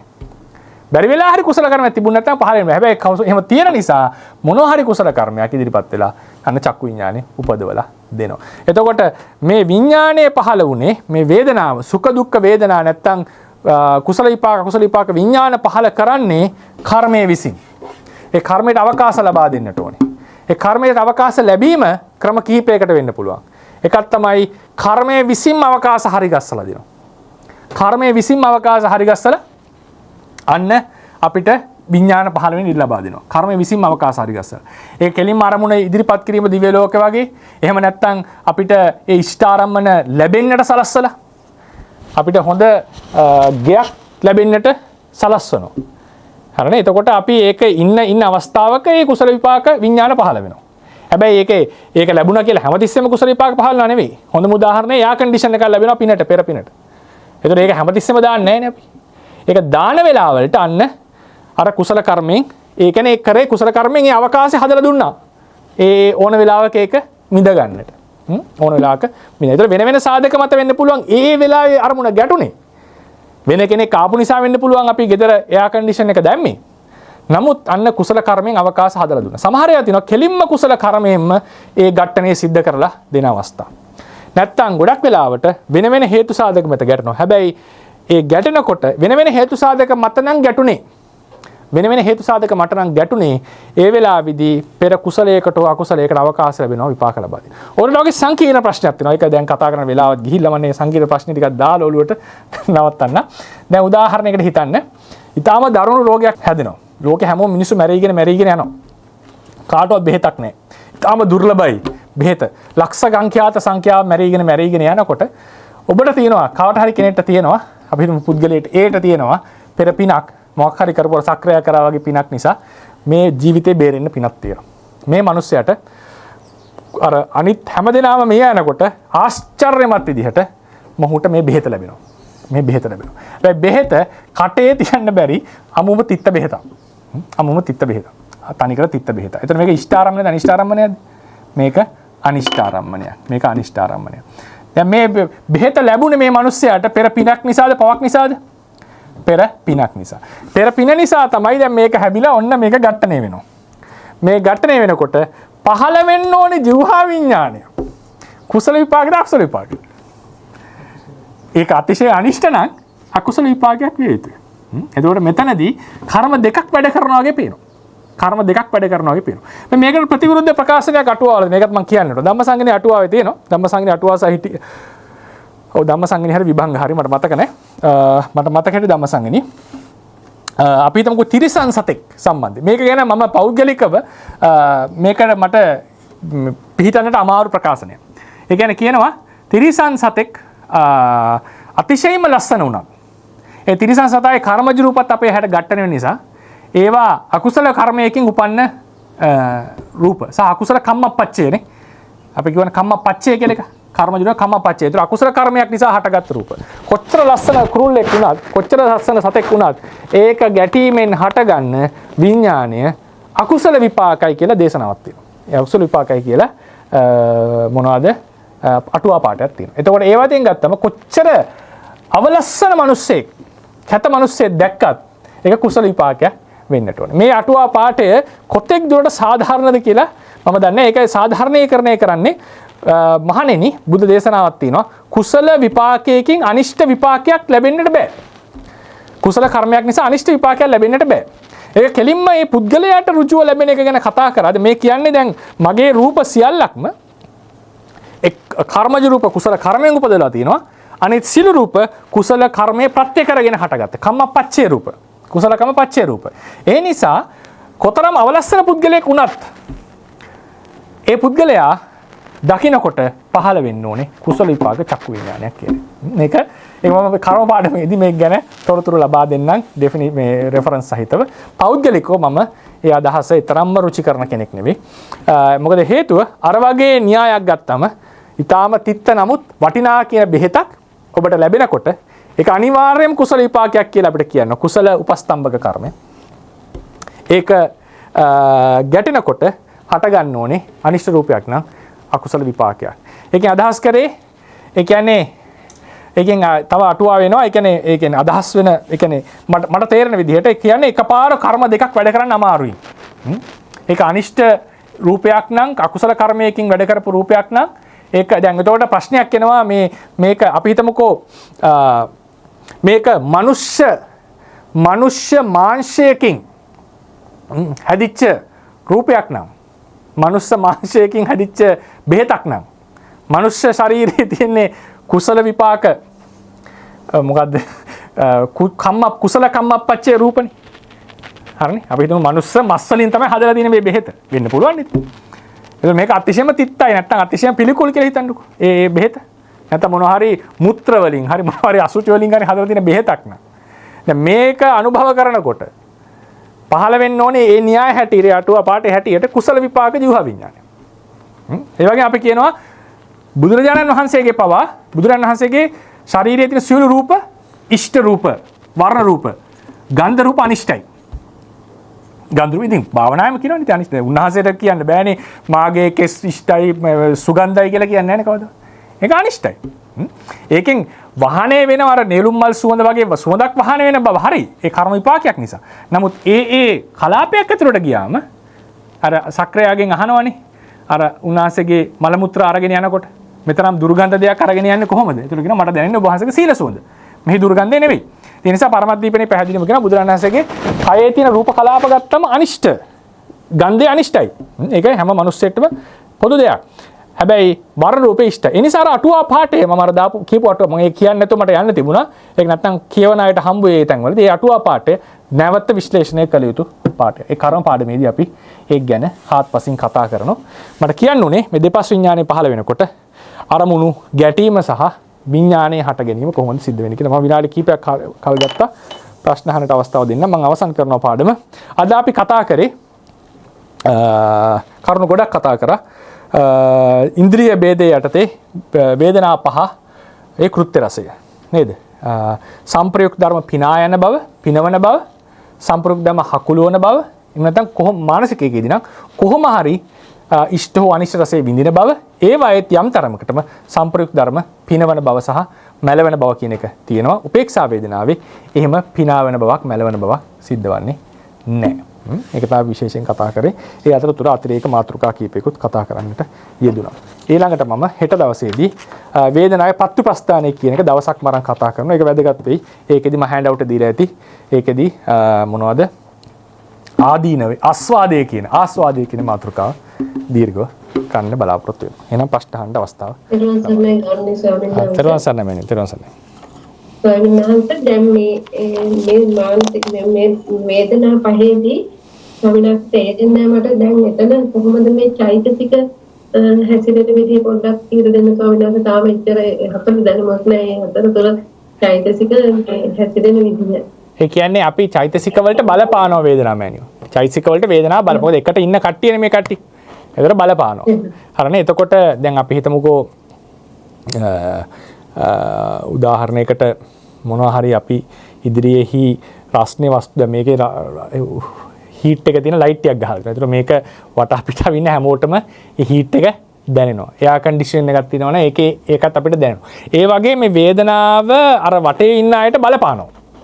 හැබැයි මොන චෛතසික ධර්මද පහළ වෙන්නේ කියන එක අපි ඉගෙන ගන්නවා. ඒක මම ඉදිරියේදී කතා කරනවා. නාම කාණ්ඩයේ යටතේම චිත්තුප්පාද වශයෙන් මම විස්තර වශයෙන් ඒක මේ චෛතසික තමයි පහළ වෙන්නේ. මෙහෙමයි මතක තියාගන්න කියන මාතෘකාව මම කරනවා ඉදිරියේදී.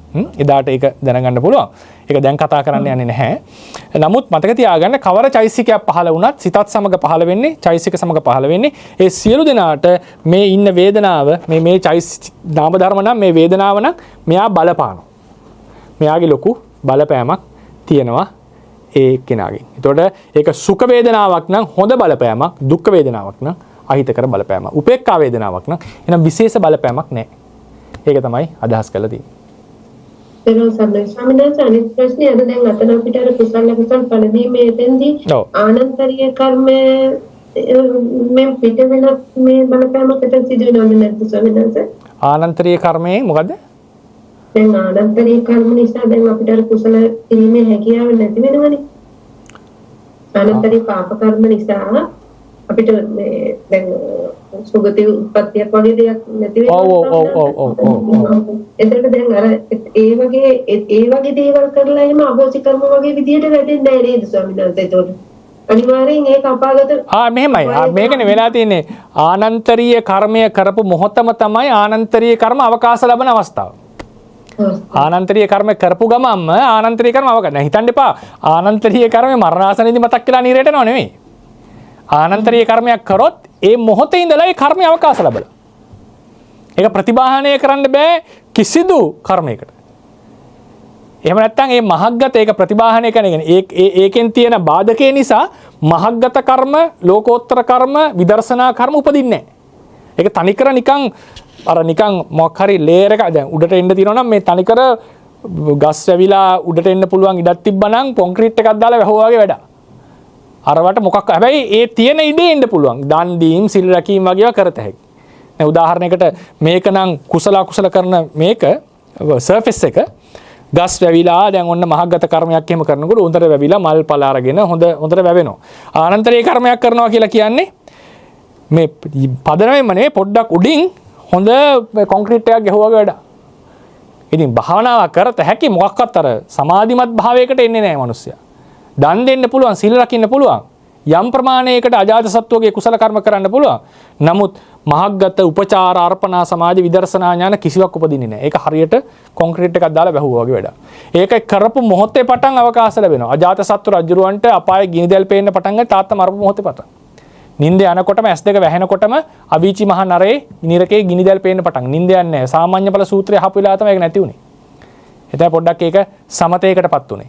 ඉතින් ඒ නිසා ආනන්තරීය කර්මයේ යනු නිර්වචනයේ තියෙන්නේ චුතියෙන් අනතුරුව ඒකාන්තයෙන් අපායට පමුණුන නිසා.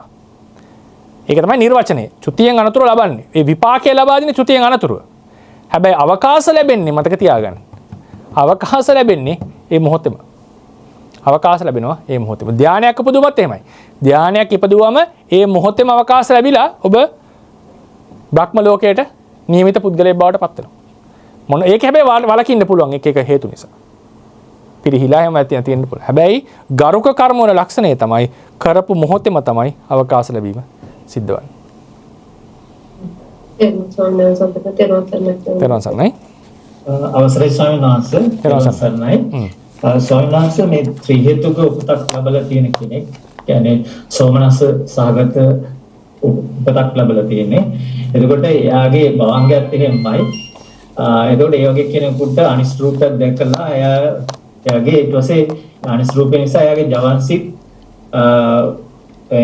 දෝමනස්ස සහගත ජවන් සිත් 7ක් යනවා. එතකොට මේ 7 අවසානයේ තදාරම්මණය එනකොට එතන ඇති වෙන්නේ මොන වගේ වේදනාවක්ද කියන එක තදාරම්මණය 11ක් ගන්න පුළුවන්. එතන 11න් උපේක්ෂා තියෙනවා, සෝමනස්ස තියෙනවා. එතන මොන වගේ වේදනාවක්ද ඇති වෙන්නේ? ඒ තදාරම්මන සිද්ද කියන එක.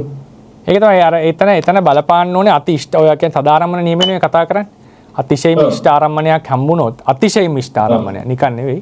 අතිශයින් ඉෂ්ට ආරම්මණයක් හම්බ වෙච්ච වෙලාවක නියමයක් තියෙනවා. ඒක අරමුණු කරගෙන උපේක්ඛා සාගත විපාක විඥාන පහළ වෙන්න බෑ කියලා. එතන පළවෙනි නියමය. අතිශය ඉෂ්ට ආරම්ම ඉෂ්ට මධ්‍යස්ථකේ ප්‍රශ්නයක් නැහැ. අති ඉෂ්ට ආරම්මණයේදී විපාක විඥාන සුඛ සහග සෝමනස්ස විය යුතුයි. ඉතින් චක්කු විඥානයේ සෝමනස්ස වෙන්නේ නැහැ වෙන ප්‍රශ්නයක් නිසා. සම්පටිච්ඡනයත් වෙන්නේ නැහැ. සම්තීරණයේ සෝමනස්ස වුණා. තදාලම්මනේ සෝමනස්ස විය යුතුයි. නමුත් බැරි වෙලා හරි මේ මිනිස්යාට පහළ වුණේ මොනවද? දෝමනස්ස සාගත ටිකක් නම් මේකෙදී භවංගේ සෝමනස්ස භවංගේද කියලා බලපාන්නේ අදාළ වෙන්නේ. දෝමනස්ස වේදනා ටිකක් නම් පහළ වුණේ. දෝමනස්ස වේදනා ටිකක් නම් පහළ වුණේ. හරනේ අරමුණ නිසා තදාලම්මනේ සෝමනස්ස විය යුතුයි. අරමුණ නිසා තදාලම්මනේ සෝමනස්ස විය යුතුයි. හරනේ ඒකල භවංග සිතේ තියෙන මේ සෝමනස්සාගතත් බලපානවා සෝමනස් භවංග එතකොට දැන් ඔක න්‍යායම දෙකක්නේ. අතිශය ඉෂ්ට ආරම්මණයේදී දෝමනස්ස වෙලා වෙන එකයි සෝමනස්ස ප්‍රතිසන්දිකයාට වෙන සිද්ධියයි ක්‍රම දෙකකට තදාලම්මනේ ආගන්තුක භවංගය ගැන අහන්නේ ප්‍රශ්නේ. මේක ක්‍රම දෙකකට තියෙනවා මහත්තයා. එකක් තමයි සෝමනස්ස ප්‍රතිසන්දිකයාට වෙන එක සහ අති ඉෂ්ට ආරම්මණයේදී වෙන එක. අති ඉෂ්ට ආරම්මණයේදී වෙනකොට දැන් අති ඉෂ්ට අති මහන්ත ආරම්මණයක් වුණොත් අති ඉෂ්ට අති මහන්ත ආරම්මණයක් වෙලා තදාලම්මණයට ස්පේස් තියෙනවා දැන්. අති ඉෂ්ට අති මහන්ත ආරම්මණයක් වුණොත් තදාලම්මණයට ස්පේස් තදාලම්මණය පහළ විය යුතුයි කාමාවචර සත්වයට. එතකොට ඒක අති ඉෂ්ට ආරම්මණය නිසා තදාලම්මණය සෝමනස්ස විය යුතුයි. හැබැයි දෝමනස්ස ජවන ටිකක් ගිහිලා තියෙනවා. එතකොට දෝමනස්ස අනතුරුවම සෝමනස්සයක් පහළ වෙන්න බෑ. එතකොට තදාලම්මණයට අවකාශ තියෙන නිසා තදාලම්මණය පහළ විය යුතුයි දැන්. එතනදී සෝමනස්ස තදාලම්මණය පහළ වෙන්න තියෙන එක පහළ වෙන්න බෑ. උපේක්ඛා තදාලම්මණය කේර පහළ වෙන්න නියමයේ වැරදි නිසා වෙනම සිතක් පහළ වෙන උපේක්ඛා සහගත. ඒ උපේක්ඛා සහගත සිත පොත්වල දක්වලා තියෙන උපේක්ඛා සම්තිරණයක් පහළ වෙනවා කියලා. පුබ්බේ උපචරිත. ඒ කියන්නේ බොහෝ සෙයින් ගත්ත අරමුණක් අරගෙන සෝමනස් උපේක්ඛා සහගත සම්තිරණ සිතක් පහළ වෙනවා එකවරක්. ආගන්තුක භවංගයේ ලෙස. මේක සම්බන්ධයෙන් පරමත දීපනයේ හැටියට ප ဋ ාණ ණය ක්‍රමය පදනම් කරගෙන උපේක්ඛා සහගත මහා විපාක කුසල විපාක සිතකුත් පහළ විය හැකියි. උපේක්ඛා සහගත මහා විපාක සිතකුත් පහළ වෙන්නට පුළුවන්. සාමාන්‍යයෙන් අපි සිංහලෙන් අධ්‍යයනය කරන පොත්වල සාමාන්‍යයෙන් අභිධර්ම සංග්‍රහය පදනම් කරගෙන දාන්නේ සම්තිරණ සිතක් පහළනවා කියන. උපේක්ඛා සම්තිරණ සිත. නමුත් පරමත් දීපනයේ පැහැදිලිම කියනවා මේකේ උපේක්ඛා සහගත මහා විපාක සිතත් පහළ වෙන්න ඉඩ තියෙනවා. ඊට පස්සේ ගත්තම ඊළඟට එනවා සෝමනස්ස ප්‍රතිසන්දිකයට. සෝමනස්ස ප්‍රතිසන්දිකයට මහන්තාරම්මණයක් පහළ වෙනකොට. සෝමනස්ස ප්‍රතිසන්දිකයට මහන්තාරම්මණයක් පහළ වෙනවා. එතකොට කෙලින්ම තදාලම්මන වලට ඉඩක් නැහැ. ඒ වෙලාවේදී ජවනයේට අනතුරුව භවංගේ පහළ වෙන්නට. මොකක් හෝ අරමුණක් ඉෂ්ට හෝ අනිෂ්ට හෝ කවර අරමුණක් කමක් නැහැ. මහන්තාරම්මණයකදී එයාට පහළ වුණේ දෝමනස්ස ජවන් නම් ඊළ අනතුරුව භවංගේ පහළ විය යුතුයි. ඒකෙදී අරමුණේ ඉෂ්ට අනිෂ්ට බව වැදගත් නැහැ. එයාට පහළ වෙන්න ඕනේ දෝමනස්ස ජවනයේට අනුව බෑගේ භවංගේ පහළ. භවංගේ සෝමනස්ස නිසා මෙතන ඝට්ටනයක් ඇති වෙනවා. ඒ වෙනුවට අන්න ආගන්තුක භවංගයක් ආපහු එනවා. ඒක උපේක්ඛා සම්තිරණය වෙන්න පුළුවන්. උපේක්ඛා මහා විපාකයක් වෙන්නට පුළුවන්. එතකොට ඒක ගන්නේ పూర్වයේ ගත්ත අරමුණක්. పూర్වයේ අරගත්ත අරමුණක්. එතකොට කුසල විපාක වීතියක් නම් කුසල විපාක බොහෝ දුරට කුසල විපාක සම්තිරණයක් හෝ මහා විපාකයක් අකුසල විපාකයක් මේකක් නම් අකුසල විපාක උපේක්ඛා සාගත සම්තිරණේ පහළ විය යුතුයි. බැලුමට. ඊට පස්සේ ওই විදිහට තමයි ඔය නියමයේ තියෙන්නේ. ඔකට කියන තදාලම්මන නියමයේ කියලා.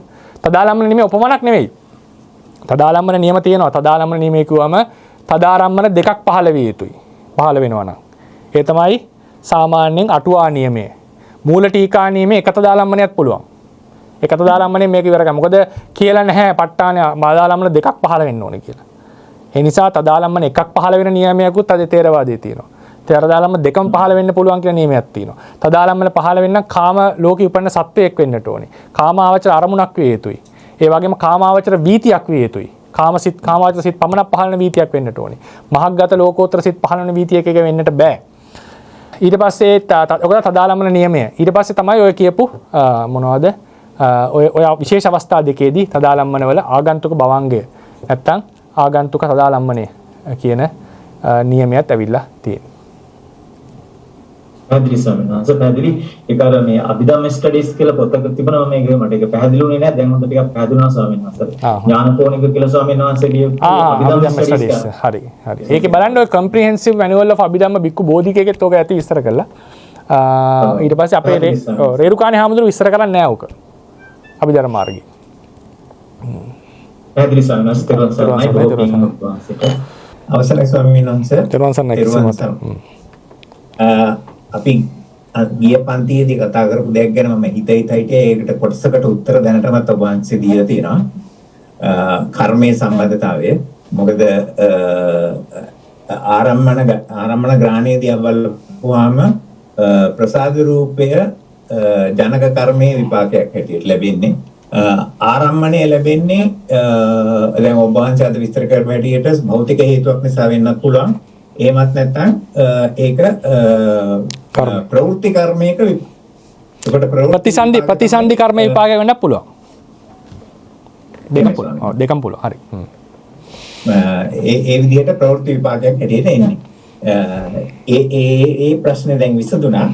නමුත් ඒක නිසාම මට ආපු ඒ සම්බන්ධයෙන් එන ප්‍රශ්නේ තමයි දැන් අපි හිතමු එකම භෞතික අරමුණ సంతాන දෙයක දෙන්නෙකුට ගැටුණොත් එකම මොහොතේ ඒ වෙලාවේ දෙන්නාට ඇතිවන ඒ දුක්ඛ සත්‍ය නැත්තම් චිත්තුත්පාදේ එකම වෙන්නේ නැහැ. ඒ වගේම ඒක නිසාම වේදනාව සම්බන්ධනය කරොත් ඒ වේදනාවත් දෙදෙනාට දෙආකාරයකට ලැබෙන්න පුළුවන් නේද කියන ප්‍රශ්නේ තමයි මට තියෙන්නේ. පුළුවන් වෙන්න පුළුවන්. එකම අරමුණ එකම පුද්ගලයාගේ సంతානේ තැන් දෙකකත් වෙනස් වෙනවා. තැන් දෙකකත් ඒ ලැබෙන සංවේදනා වෙනස් වෙනවා. ඒ කියන්නේ උදාහරණ හොඳට කොටන් එකක් අතේ ස්පර්ශ වීමයි ඒ කොටන් එකම ඇහි ගෑවොත් කොහොමද? දෙකක් නෙන්නේ. අපි හොඳ සනීපයි කියන්නේ ඇහි ගෑවොත් ඉන්න බෑ දනවනේ අපිට. මෙතනදී ඒක හරි සනීපයි. අතට. ඒතකොට ශරීරයේ තියෙන සමහර සංවේදී පොයින්ට්ස් මිනිස්සුන්ට. ඒතකොට ඒවල ලැබෙන වේදනාව සංවේදනාව වෙනස්. ඒ වගේ එකම సంతානෙත් ඔය වෙනස තියෙනවා මහත්මයා. ඉතින් ඒ නිසා ඒක ඊට පස්සේ කාලය අනුවත් වෙනස්. දැන් උදාහරණ මම ඊයේ කතා කරේ එකයි එකම වතුර උදේටයි දවල්ටයි රැටයි ගත්තම වෙන විදිය සංවේදනා දෙන්නේ. ඉතින් ඒක ඒ වගේ හොඳට මේක බැලුමට මෙතන මේක විස්තර කරගන්න අමාරු බවක් තියෙනවා තේරවාදය තුළ. එහෙම එකක් තියෙනවා විස්තර කරන්න ගියා. එතකොට අපේ උත්තරය තමයි කාය දෙපස් විඥාන අපි කාය විඥානය ගමු ඕකනේ දැන් ඩිබේට් එක තියෙන ප්‍රශ්නේ. මොකද අරවා උපේක්ඛා සහගත නිසා. කාය විඥානය ගත්තම මේ කාය විඥාණයට ලැබෙන සුඛ හෝ දුක්ඛ සහගත භාවය තීරණ ප්‍රසාදයේ ස්වභාවය. ශරීරයේ වෙලාවේ තියෙන මට්ටම.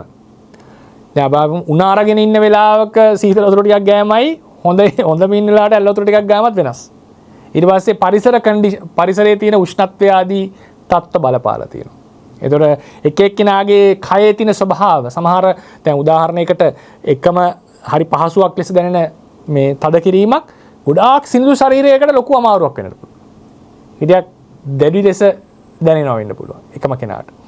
ගොඩාක් නිතරම සෙරප්පු දාපු කෙනෙක්ට නිතරම සෙරප්පු දාන කෙනෙක්ට රළු පොළවේ නිකන් සාමාන්‍ය පොළොව පොවා හරි අමාරු වෙන්නට පුළුවන්.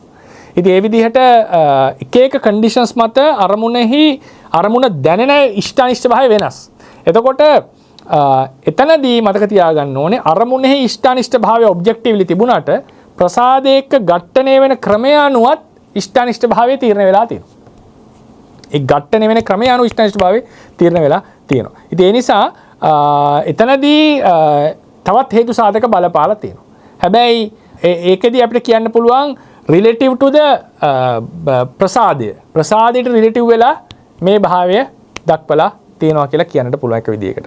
හැබැයි පොදුවේම ගත්තම දැන් උදාහරණයකට අතිශයින්ම ලස්සන රූපයක් අතිශයින්ම කැත රූපයක් වගේ එකක් ගත්තම එතනදී ඉෂ්ටානිෂ්ට භාවය ගැන ඔය තරම් ලොකු බාධක එනවා අඩුයි. තේරවාදයේ කියන්නේ විපාක විඥාණය රූපෙහි ඉෂ්ටානිෂ්ට භාවය අනුව තීරණය වෙනවා පුද්ගලයාගේ අධ්‍යාසයකින් තොරව. කාය ප්‍රසාදයේ සම්බන්ධයෙන් අර කියපු වෙනස තියෙනවා. දැන් ගන්ධය හැමත් ඔක තියෙන රසය වුණත් ඒක එන්නට පුළුවන්. මේ එක එක්කෙනාට දැනෙන ක්‍රමය දැන් අපේ සාමාන්‍ය ලෝකෙ ඉන්නවා 100ට 15ක්ද 20ක්ද කොයිදෝ මේ අතිශයින්ම සෙන්සිටිව් රසවලට. ඒ කට්ටියට සමහර කෑම මේ දරන්න අමාරුයි අපිට වගේ නෙවෙයි. රසයට සෙන්සිටිව් 120ක්ද කොයිද ලෝකෙ මිනිස්සු ඉන්නවා සාමාන්‍ය. ඉතින් ඒ නිසා මේ ඒ වගේ ඉතින් වෙනස්කම් තියෙනවා වෙන්නට පුළුවන්. හාමුදුරනේ ඒ පුද්ගල නානත්වයේ එන්නේ ඒ විදිහට ජනක කර්ම නිසා නේද? ජනක කර්ම ඒකත් බලපානවා. ඒකත් වෙන්න පුළුවන්. ඒකත් වෙන්න පුළුවන්. දැන් සමහර ඒවා තියෙනවා ඉතින් අපේ දැන් උණ ගත්තම වෙන නානත්වය කියන එක ඉතින් ඒ වෙලාවේ තියෙන කන්ඩිෂන් එකක් නෙනේද? එහෙම ස්වාමීන් වහන්සේ. මගේ ප්‍රශ්නේ පදනම් වුණේ අතරම උද්‍යව්‍ය ඥානයේ අර ස්කන්ධ පහේ උදේ ගැන කියනකොට ප්‍රත්‍ය පහක් දක්වනවා. අවිද්‍යාව, තණ්හා, කර්ම, පස්ස සහ නිබ්බති ස්වභාවය. ඔව්. රූපේට. ඔය කියන්නේ නාමයට. රූපේට විතරක් නෙවෙයි. රූපේට ආහාර. රූපේට එන්න ඕනේ ස්පර්ශය නෙවෙයි ආහාරය. සංස්කාර ස්කන්ධය ඇතුළු ඉතිරි ස්කන්ධ ටිකට වේදනා සංඥා සංස්කාර වලට ස්පර්ශය හැර ස්පර්ශයට ගන්න ඕනේ සලආයතන වගේ එක. විඥාණයට නාම රූප. ඔය ඉතින් එහෙමයි. ඒ අනුව තමයි මම කර්මයෙන් එන සම්බන්ධය අපි ගණන් ගන්න ඕන නේද කියන එක වේදනාව ගැන. පැහැදිලිවම කර්මයෙන් එන බලපෑම තියෙනවා. කර්මයෙන් එන බලපෑම පැහැදිලිවම තියෙනවා. දැන් නිරේ උපදින සත්වයන්ට එහෙම ඒ දැනෙන සංවේදනාව වෙනස් අපිට වඩා. එහෙමයි ස්වාමී. ඊට පස්සේ අද ඔබ වහන්සේ දේශනා කරපු විස්තර කරපු කරුණු අනුව මම නැවත සැරයක් දැක්කා කායානුපස්සනාව සතිපට්ඨානයේ කායානුපස්සනාවෙන් පටන් ගන්න මූලිකම හේතුව වෙන්නේ කායානුපස්සනාවේදී ඇත්තටම පොට්ටබ්බේ අරමුණු කරගෙන තමයි කායානුපස්සන අරමුණු වැඩි ගාණක් තියෙන්නේ. ආනාපාන සතියේ ඉඳලා අර අපි මහා සීක්‍රමයට කරන පිම්බීම හැකිලිම එහෙම නැත්නම් ඉරියාපත භාවනා සක්මන් භාවනා මේ හැමතැනදීම පොට්ටබ්බේ අරමුණු කරගෙන ඒක සමහර වෙලාවට මොකද අනිත් ඉන්ද්‍රිය තරමක් දුරට අපි වහලා තියෙන S2 වහ ගන්නවා ඇහෙන ශබ්ද අඩු තැනක තමයි වාඩි වෙන්නේ ඇහෙන ශබ්දයේ හැටියට අපි මෙනෙහි කරලා ඉවත් කරන්න උත්සාහ කරනවා දිවට රසක් දැනෙන තියෙන chance එක හොඳටම අඩුයි නායට ගන්ධයක් දැනෙන chance එකත් හුඟක් අඩු වෙනවා එතකොට කය සහ මනස දෙක පාවිච්චි කරලා තමයි සංවර කරගන්න උත්සාහ කරන්නේ ඒකටත් එක හේතුවක් වෙන්නේ ඔබ වහන්සේ විස්තර කරපු විදිහට මේ අද විස්තර කරපු විදිහට අර දුක්ඛ හරි සුඛ හරි කායික වේදනාව දැනගැනීමේ වඩා පහසු තත්වයද කියන ප්‍රශ්නේ තමයි මට අහන්නේ. ඕක පදනම් වෙලා තියෙන්නේ අපි සතිපට්ඨානය කියන එක මහසී ක්‍රමයට ලඝු කිරීම නිසා. රේරුකාණේ සානංශගේ සතිපට්ඨාන භාවනා ක්‍රමය කියන පොත ආවට පස්සේ සමහරුන්ට මතයක් වෙනවා සතිපට්ඨානය යනු මහසී ක්‍රමය කියලා. නේ ඒක එක්තරා එන්ට්‍රන්ස් රූට් එකක් විතරයි. එක්තරා ක්‍රමයක් ඒක. සතිපට්ඨානය කියලා ගත්තම උදාහරණයකට සතිපට්ඨානයේ සමත කොටසකුත් තියෙනවා. දැන් ආනාපානසති ධානය දක්වා තියෙන සතිපට්ඨාන. කායගත සතියේ ප්‍රථම ධානය දක්වා උපදවීමක් තියෙනවා. දැන් කායගත සතියේදී අපි බලනකොට වකුගඩු වගේ එකක් අපි අරමුණු කරනවා. ඒක වර්ණ වශයෙන් උපකල්පනය කරලා ඒකේ පිළිකුල් භාවය වඩන්නට ඕනේ.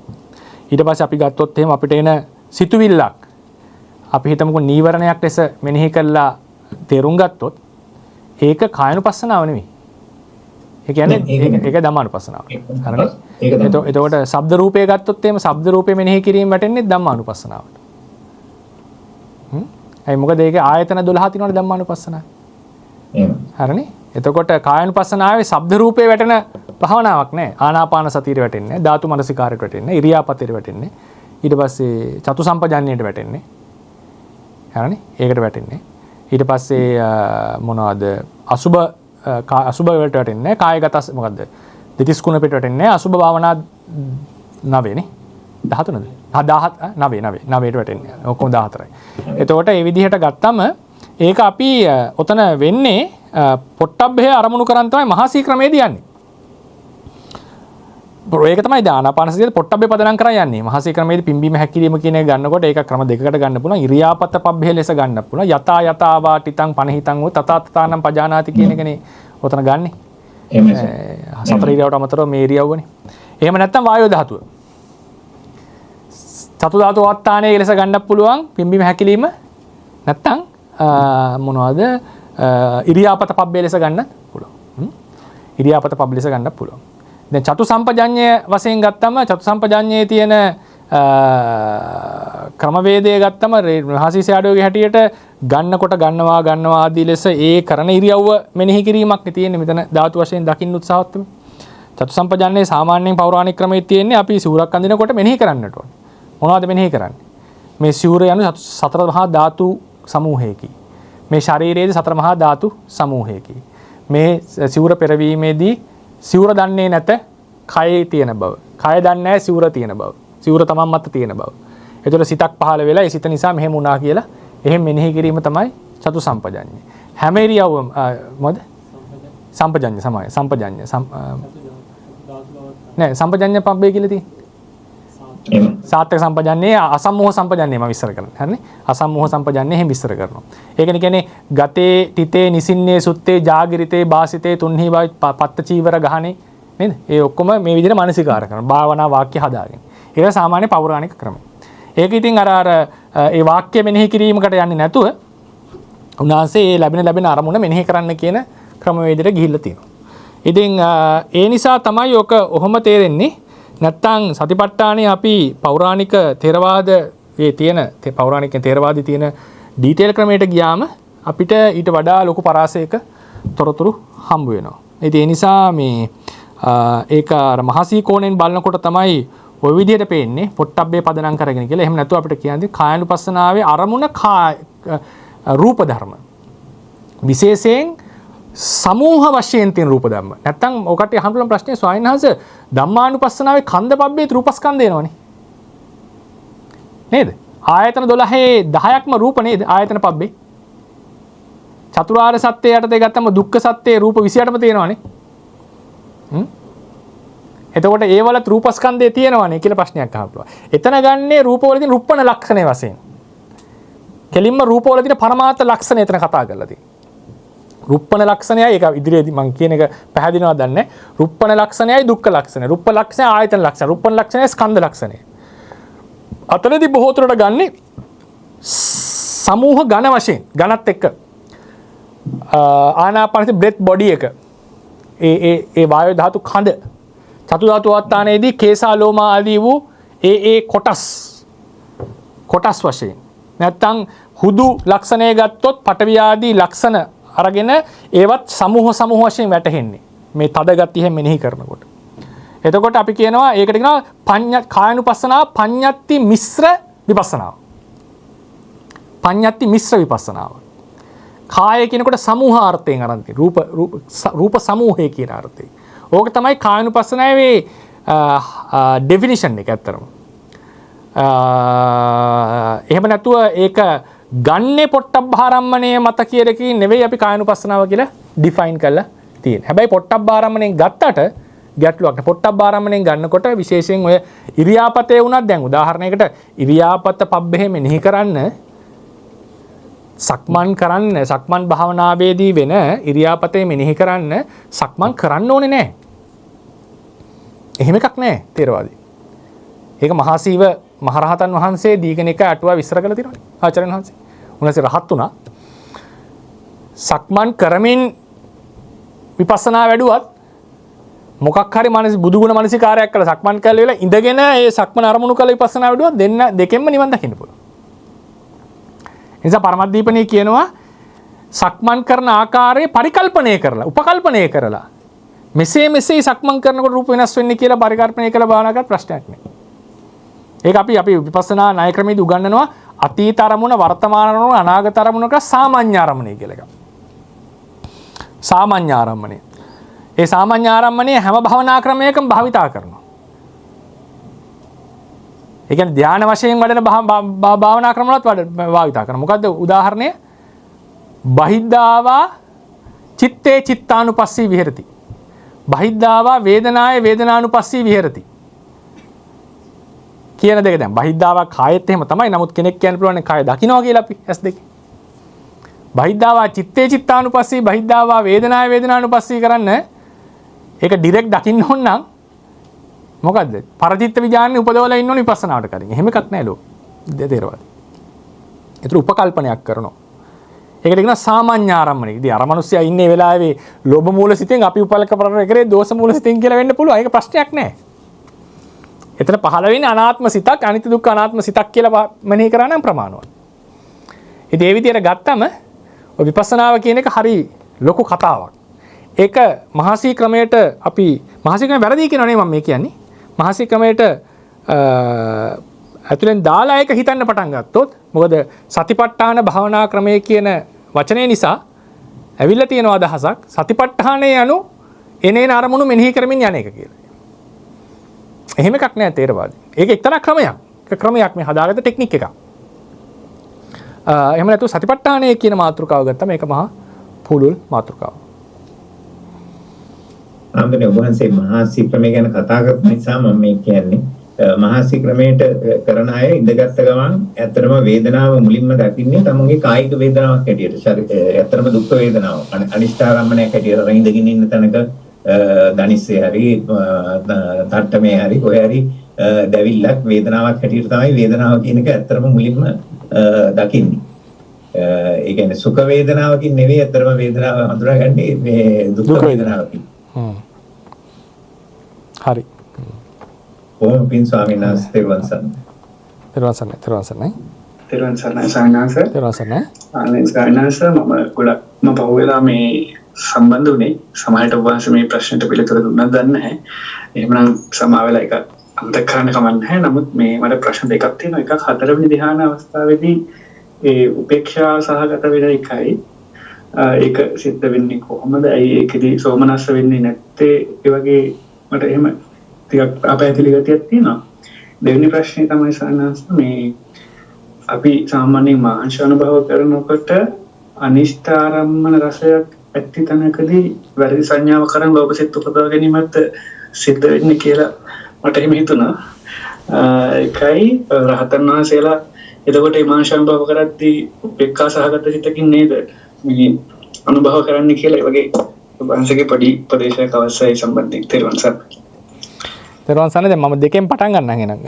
ඉතින් දැන් අටුවා පාඨයේ හැටියට නම් එහෙම වෙන්න වෙනවා.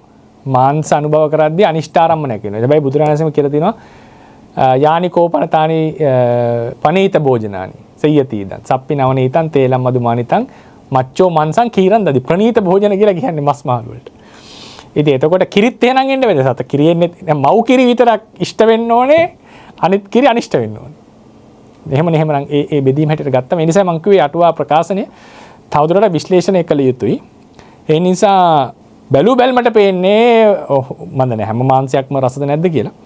හොඳ රසට හදපු 3-5 දාලා හදපු මාංශයක් කියලා කියන්නේ ප්‍රණීත භෝජනයක්. ඒක අනුභව කරනකොට පහළ වෙන්න ඕනේ කුසල විපාක විඥානයක්.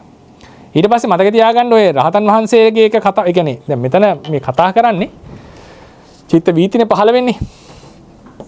පංචද්වාරා වර්ජන, ඊට පස්සේ ජීවහා විඥාන, ඊට පස්සේ සම්පටිච්චන, සම්තීරණ, වොත්තපන, ජවන 7යි ඊළඟට තදාලම්මන. මම හිතන්නේ ඔබතුමා රහතන් වහන්සේ උපේක්ෂාව වළඳනවා කියලා කිව්වේ මෙන්න මේ කතාවට. ජවන 7 කතාවට වෙන්න ඕනේ. මෙතන එක කුසල විපාකෝ අකුසල විපාක. ඒක ඉතින් වෙනස් කරන්න බෑ කාටවත්. ඒ කියන්නේ සත්වෙක් නැහැනේ. මේක අනාත්ම ප්‍රොසෙස් එකක් නේ. එතකොට ඉෂ්ට ආරම්මණයක් නම් මේක කුසල විපාක, අනිෂ්ට ආරම්මණයක් නම් මේක අකුසල විපාක. ඊළඟ මතක් කරන්න ඕනේ රහතන් වහන්සේ හැමතිස්සෙම උපේක්ෂාවෙන් ඉන්නවා කියලා එකක් නැහැ. රහතන් වහන්සේ ඉෂ්ට ආරම්මණ ඉෂ්ට ලෙස ගන්නවා. නා සෝමනස්සේ පහළ වෙනවා. ඒතර අනිෂ්ට ආරම්මණය අනිෂ්ට ලෙස ගන්නවා. සමහරවිට ඒතර දෝමනස්සේ පහළ වෙන්නේ නැහැ. දැන් උන්වහන්සේ දැන් යම් කිසි අරමුණක් ඇවිල්ලා සෝමනස්සයක් පහළ වෙන පුළුවන් ලෞකික අරමුණක් සම්බන්ධයෙන් කිසිදු බාධාවක් නැහැ. සාමාන්‍ය ක්‍රියාසිත ගැන අපි කියන්නේ අරමුණේ තියෙන ආරම්මන රසය ගන්නවා කියලා. අනිෂ්ඨ ආරම්මන රසයක් උපේක්ෂකවත්, මොකද දෝමනස්සයක් පහළ වෙන්නේ නැහැ නේ. ඒ නිසා උපේක්ෂකවත් ඉෂ්ඨ ආරම්මන රසයක් සෝමනස්සවත් තමයි උන්වහන්සේ සාමාන්‍යයෙන් ගන්න. ඒක තමයි සාමාන්‍ය හැටි. අර අදහසක් තියෙනවා රහතන් වහන්සේ ඇලෙන්නේ ගැටෙන්නේ නැහැ. ඒකට කියන්නේ චලං උපේක්ෂාව කියලා. චලං උපේක්ෂාව කියන එක සෝමනස්ස දෝමනස්ස උපේක්ෂාවක් වේදනා කතාවක් නෙවෙයි. ඒක ඥානය. ඒ චලං උපේක්ෂාව කිට්ටුයි මහා බෝධිසත්වවරුන්ගේ නැත්තම් පාරමිතා පුරණයි උපේක්ෂා පාරමිතාව පුරනකොට. උපේක්ෂා පාරමිතාව කියන එක උපේක්ෂා 10ක් තියෙනවා. දසවැදෑරුම් උපේක්ෂා. මම පුළුවන්ොත් ඒක කතා කරන්න වේදනා පාඩම අවසානයේදී. දසවැදෑරුම් උපේක්ෂාවේ ගන්න නැති උපේක්ෂාවක් තියෙනවා. උපේක්ෂා පාරමිතාව. ඒක බොහෝ දුරට ෂඩංග උපේක්ෂාව කියලා චලංග උපේක්ෂාව කියලා පාලියෙන් කියන්නේ රහතන් වහන්සේලාගේ අරමුණු ෂඩ්වැදහැරුම් අරමුණු සමයේ අරමුණු හමුෙහි ඇලෙන්නේ ගැටෙන්නේ නැතුව ඉන්න බව. උපේක්ෂා කියන වචනේ තේරුම මධ්‍යස්ථ බව කියන එකනේ. මධ්‍යස්ථ බවෙන් කියවෙන්නේ උපේක්ෂා වේදනාව කියන එක නෙමෙයි කියවෙන්නේ. අර එක පැත්තකට බර නැහැ. සංඛාර උපේක්ඛාව, විරිය උපේක්ඛාව, විපස්සනා උපේක්ඛාව. එම් බෙදීම් තියෙනවා. දැන් සමහරලාට භාවනා කරන් යනකොට අවසාන අවස්ථාවේදී අමුතුවෙන් භාවනාවේ උත්සාහයක් ඇති වෙන්නෙත් නැහැ. භාවනා මන්දගාමී වෙන්නෙත් නැහැ. නිකන් මැද රූලක වගේ භාවනා කරගෙන යනවා. වීරිය මධ්‍යස්ථ වෙනවා. නිවන් දකින්නට අමුතු උත්සාහයක් නැහැ. හැබැයි නිවන් දැකීම හිතෙන් අතහැරලත් නැහැ. ඒකත් එක්තරා උපේක්ෂක අවස්ථාවක්. එතන සෝමනස්ස හිතක් වැඩ කරන්න පුළුවන්. ඒ නිසා උපේක්ෂාව අපි ගොඩක් වෙලාවට උපේක්ෂාව කියන මාතෘකාව it has been overused මං කියන්නේ. ඒක ගොඩාක් යෙදිලා තියෙනවා. ගොඩාක් තැන්වල. ඒක ඔබතුමාගේ ප්‍රශ්නේ අහන්න ඇත්තේ ඒ වගේ පදනමකින් කියලා මං හිතුවේ. ඒකට හේතුව තමයි උපේක්ෂක වීම තමයි වැදගත් කියලා අදහසක් අද සමාජය ඇතුලේ පැතිරෙනවා බෞද්ධයන් අතර. උපේක්ෂක වෙන්නට ඕනේ කියලා. උපේක්ෂා වීම හොඳයි, ඒක ප්‍රශ්නයක් නෙමෙයි. නමුත් මේ කතා කරන්නේ වේදනා උපේක්ෂාව ගැන. දන් දෙනකොට සතුටින් දෙන්න ඕනේ. සිල් රකින්නකොට සතුටින් රකින්න ඕනේ. දන් දෙනකොට උපේක්ෂාවෙන් දන් දුන්නොත් මේ ආනිසංස අඩු වෙනවා. හොඳ සතුටින් මේ ප්‍රබෝධයෙන් ආනිසංස සිහි කර කර දානෙ දෙන්න ඕනේ. සිල් රකින්නත් ඕනේ එහෙමයි. ඊට පස්සේ ඔබතුමාගේ පළවෙනි ප්‍රශ්නෙට මං එනවා. භාවනාවේදී ධානවලදී උපේක්ෂාව පස්වෙනි ධානය හතරවෙනි ධානයේදී ඔබතුමා කතා කරන මොකද සූත්‍රය චතුර්විධ ක්‍රමයට වෙන්න ඕනේ. නැත්නම් පංචවිධ ක්‍රමයට පස්වෙනි ධානය නැත්නම් චතුර්විධ ක්‍රමයට හතරවෙනි ධානයේ උපේක්ෂක වෙන්නේ. ඊට කලින් තියෙන දැන් මෙහෙමනේ තියෙන විතක්ක විචාර ප්‍රීති සුඛ ඒකාග්‍රතාව පළවෙනි ධානය. ඊට පස්සේ දෙවෙනි ධානයේදී මේ දෙකම දුරු කරනවා. එතන ප්‍රීති සුඛ ඒකාග්‍රතාව. මම චතුර්ථ ණය ක්‍රමයට යන්නේ. ඊට පස්සේ කේදී ප්‍රීතිය දුරු කළ සුඛ ඒකාග්‍රතාව. ඊළඟ කේදී උපේක්ඛා ඒකාග්‍රතාව. මෙතනදී වෙන්නේ මේ ධානාංග පහ නිසා තමයි ධානය උපදින්නේ. මේ කට්ටිය නැත්තම් ධානයට එන්න බෑ. හැබැයි උපකාර කරපුවාම පස්සේ බාධාවක් ලෙස තේරෙනවා. උපකාර කරපු කෙනාම පස්සේ බාධාවක් ලෙස තේරෙනවා. එහෙමත් වෙනවනේ තමයි. එතකොට මේ පස් දෙනාම තමයි අපි උපකාර කරගෙන ප්‍රථම ධානයට යන්නේ. හැබැයි තවත් මේකේ ගැඹුරට යන්න ඕන නම් අපිට මේ කට්ටියක ඉඳලා බෑ. එහෙම තියෙන ඕනතරම් ජීවිතෙත් නේ. අපි යම් තැනකට එන්න උපකාර වෙනවා. නමුත් හැමදාම එතන හිටියොත් එහෙම අපි එතන පල් වෙනවා. ඒතර අපිට අනිවාර්යෙන් උපකාර කරපු අයට බැනලා ගහලා යනවා නෙමෙයි. ඒ කට්ටිය පොඩ අතහැරලා යන්න වෙනවා. ඒ කියන්නේ කලගුණේ තියාගෙන ඉදිරියට යන්න වෙනවා. ඒක සාමාන්‍ය ඕනම තැනක තියෙන දෙයක්. අපි දෙමාපියන්ටත් ඒක කරනවනේ. දරුවෝ ඉන්නවා නම් අපිට දරුවොත් ඒක කරනවනේ. දැන් දෙමාපිය උපකාර කරගෙන හැමතිස්සෙම ගෙදර අතර läගලා ඉන්නේ නැහනේ. අපි ඒතර හැම අතහැරලා යනවා. අතහැරලා යනවා කියන්නේ කලෙහිගුණ නැහැ කියන එක නෙවෙයි. මොකද මේ හිඳීමේ ආනිදිනව පේනවා අපිට. ඒක ප්‍රශ්න වෙනවා ජීවිතේ ගැලපෙන්නේ නැහැ. තිරිසන් ලෝකේ පවා ඒක සාමාන්‍ය සිදුවීමක්. එතකොට අපි මේ ධානයටපත් වෙලා ප්‍රථම ධානයට මේකේ මේවා පේන්න පටන් ගන්නවා. ඕලාරික ගති. තවත් අපි ගැඹුරට යන්න ඕන නම් මේ දෙන්නගේ ආදීනව මෙනෙහි කරනවා. තරහ වෙනවනේ ආදීනව මෙනෙහි කරනවා. ආදීනව මෙනෙහි කරලා ඒකට කියනවා විතක්ක විචාර විරාග භාවනාව කියලා. පංචක ණය ක්‍රමයෙන් යනවා නම් විතක්ක විරාග භාවනාව. ඊට පස්සේ විචාර විරාග භාවනාව. එකපාර දුර වෙනවා නම් විතක්ක විචාර විරාග භාවනාව. මේ දෙකේ ආදීනව දකින්නට ඕනේ. මේ කෙරේ ආසාව දුරු කරන්නට ඕනේ. ඊට පස්සේ ආපහු ඒ විදිහට මේ නිමිත්තෙන් භාවනා කරන් යනකොට ප්‍රීති සුඛ ඒකාග්‍රතාව සහිත ဒုတိ ය ධානය උපදින. ඇයි මේ දෙක නැති වුනේ? අර විතක්ක විරාග භාවනාවේ බලයෙන්. විතක්ක විරාග භාවනාව බලය කියලා කියන්නේ විතක්කේ සහ විචාරයේ කෙරෙහි ආසාව නිකාන්තිය දුරු කරලා, එහි ආදීනව දැකලා, එය නැති ධානයක ආනිසංස දැකලා මනස ඒ වගේ තත්වයකට පත් කරගෙන භාවනා කිරීම. ඒ විතක්කේ සහ විචාරයේ තියෙන ආසාව දුරු කරන්නට දුරු කරන එකට කියනවා ප්‍රතිපදාව කියලා. සමහර එක අමාරුවෙන් දුරු කරනවා. ඒකට කියනවා දුක්ඛාපටිපදා කියලා.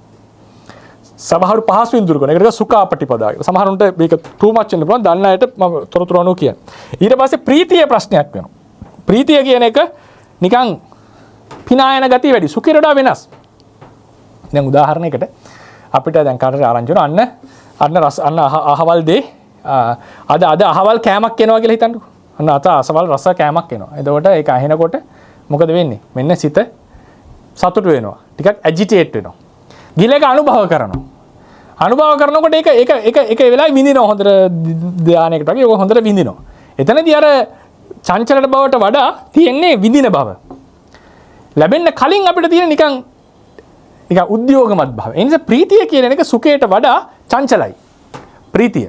ඒ නිසා ප්‍රීතිය ඕලාරික ලෙස පේන්න පටන් ගන්නවා. ප්‍රීතිය කෙරෙහි ආසාව දුරු කරලා ආදීනව දැකලා ඒ කෙරෙහි නිකාන්තිය නැති කරලා අන්න ආපහු භාවනා කරනවා. ඒ නිමිත්තම අරමුණු කරන් ඊට පස්සේ ප්‍රීතිය නැති සුඛ ඒකාග්‍රතාව එකක් උපදිනවා. ඊට පස්සේ සුඛය ගත්තම සුඛයත් ආරම්මන රසය විඳිනවා. දුක්ඛයත් ආරම්මන රසය විඳිනවා. ඉෂ්ට අනිෂ්ට ලෙස. මේක මානසිකනේ, කායික නෙවෙයිනේ. මෙතන මානසික සෝමනස්සය නැත්නම් සුඛය තියෙන. එතකොට අරමුණ රසය ඉෂ්ට අනිෂ්ට ලෙස විඳිනකොට ඒකේ ව්‍යාවට භාව වැඩි. ඒකේ ක්‍රියාශීලී භාව වැඩි. මධ්‍යස්ථ වෙනකොට ඒක ශාන්තයි. සුඛය හොඳ වුණාට එතනදී ඒකේ ටිකක් ඇජිටේට් ගතිය වැඩි. ප්‍රීතියට සාපේක්ෂව අඩු වුණාට උපේක්ෂාවට සාපේක්ෂව එයා ටිකක් ක්‍රියාශීලී. ඒක විඳින ගතියක් තියෙනවා. ඒක මානසික මෙන්ටල් ඇස්පෙක්ට් එකක්. එතකොට ඒකේ මානසික වේදනාවක් නිසා ඒකේ ටිකක් ක්‍රියාශීලී බව වැඩි. දෝමනස්සයක් පහළ වෙන්නේ නැහැ. නමුත් ඔහු කල්පනා කරනවා දෝමනස්සේ සෝමනස්සේ තියෙන පොඩි සමානකමක් මේ විදිහට අතිරේක ලෙස ව්‍යාවෘත. ඒ කියන්නේ මේ ක්‍රියාකාශීලී බව. උපේක්ෂාව එහෙම කන්නේ මධ්‍යස්ථ ලෙස විදිනකොට එයා ශාන්ත බව වැඩි. ඒ නිසා සුඛයේ ආදීනව දැකලා සුඛය මොකද සුඛයේ වේදනාව දුරු කරන්න බෑ. වේදනාව නැති කරන්න බෑ. ඒක වේදනාව නැති කරනවා කියන්නේ ඒක වෙන ප්‍රශ්නයක්. ඒක සුඛයේ ආදීනව දැකලා සුඛය නැති ධානයක් සහ උපේක්ෂාව තියෙන ධානය. නැත්නම් සුඛේ නැති ධානයක් හෝ උපේක්ෂාව තියෙන ධානයක් අරමුණු ආනිසංස දැකලා එයා සුඛේ කෙරෙහි ආසාව දුරු කරලා සුඛේ නැති ධානයක් ප්‍රාර්ථනා කරගෙන භාවනා කරන් ගියාම සුඛයේ තැනට උපේක්ෂාව පහළ වෙනවා. නැත්නම් උපේක්ෂාවේ ආනිසංස දැකලා සුඛේ කෙරෙහි ආසාව දුරු කරලා භාවනා කරන් ගියත් උපේක්ෂා ඒකාග්‍රතාව කියන ධානයක් හම්බ වෙනවා. ඔහොම තමයි මෙතන උපේක්ෂාව ඉන්නේ. ඒ නිසා එතන උපේක්ෂාවේදී එයා ශාන්තයි. එයා ශාන්ත. එහෙම කියලා හැම තැනකම උපේක්ෂාව ගන්න එපා වේදනාව. එහෙම කියලා දන් දෙනකොට උපේක්ෂක වෙන්න හොඳ නැහැ. බුද්ධ වන්දනා කරනකොට උපේක්ෂක වෙන්න හොඳ නැහැ. බුදු ගුණ සිහි කරනකොට උපේක්ෂක වෙන්න හොඳ නැහැ. එතනදී පුදුමාකාර සෝමනස්සයක් තියෙන්නට ඕනේ. බෝධිසත්ව චරිතය හොඳම උදාහරණ. සාමාන්‍යයෙන් දන් දෙනකොට අන්තිම කාලේ වගේ කිට්ටු වෙනකොට බෝධි සම්භාර පරිපාක වෙනකොට කහවණු 1000ක් ලක්ෂයක් කියන පූජා කරාට සතුරු නෑලු. උපේක්ෂකයි හිත. හැබැයි කවුරු හරි ඇවිල්ලා ඇහක් ඉල්ලුවොත් ලේ ටිකක් ඉල්ලුවොත් අන්න එදාට බොහොම සතුටින් ඒ දානේ දෙනවලු. එතකොට උන්වහන්සේගේ හිත උනත් සතුට වෙනවා ඒ ප්‍රබල ආනිසංසදායි දානයක් වෙනකොට. ඒ නිසා ඕක තමයි උතන්ට දෙන උත්තරේ. මම හිතනවා පැහැදිලි වෙන්න ඇති කියලා. එහෙමයි ස්වාමීන් වහන්සේ බලාපොරොත්තු වලට ලොකු උත්තරයක් හම්බුණා. ඔහොම පික්සානේ තේරුම් ගන්නයි. අපි දැන් කාල වේලාව අවසන්. ගොඩක් වෙලා අරගෙන විනාඩි 20කටත් වැඩි අපි අවසන් කරමු. හෙට දවසේ අපි අද දවසේ අපි කතා කරේ කෘත්‍ය රසය ගැන වේදනාවේ. හෙට දවසේ අපි ප්‍රතිඋපස්ථානය ගැන කතා කරනවා. එහෙනම් මේ රස කරන්ට යදුනා වූ කුසල සම්භාරය තව තවත් ධර්මඥාන භාවනාඥාන දියුණු කරගෙන නිවනින් සැනසෙන්නටම හේතු වේවා. බුද්ධ ශාසනයේ චිරස්ථිතිය පිණිසත් උපකාර වේවා කියලා ප්‍රාර්ථනා කරනවා. බුද්ධ ශාසනං චිරන් තිට්ඨතු. බුද්ධ ශාසනං චිරන් තිට්ඨතු. බුද්ධ ශාසනං චිරන් තිට්ඨතු. සාදු සාදු සාදු.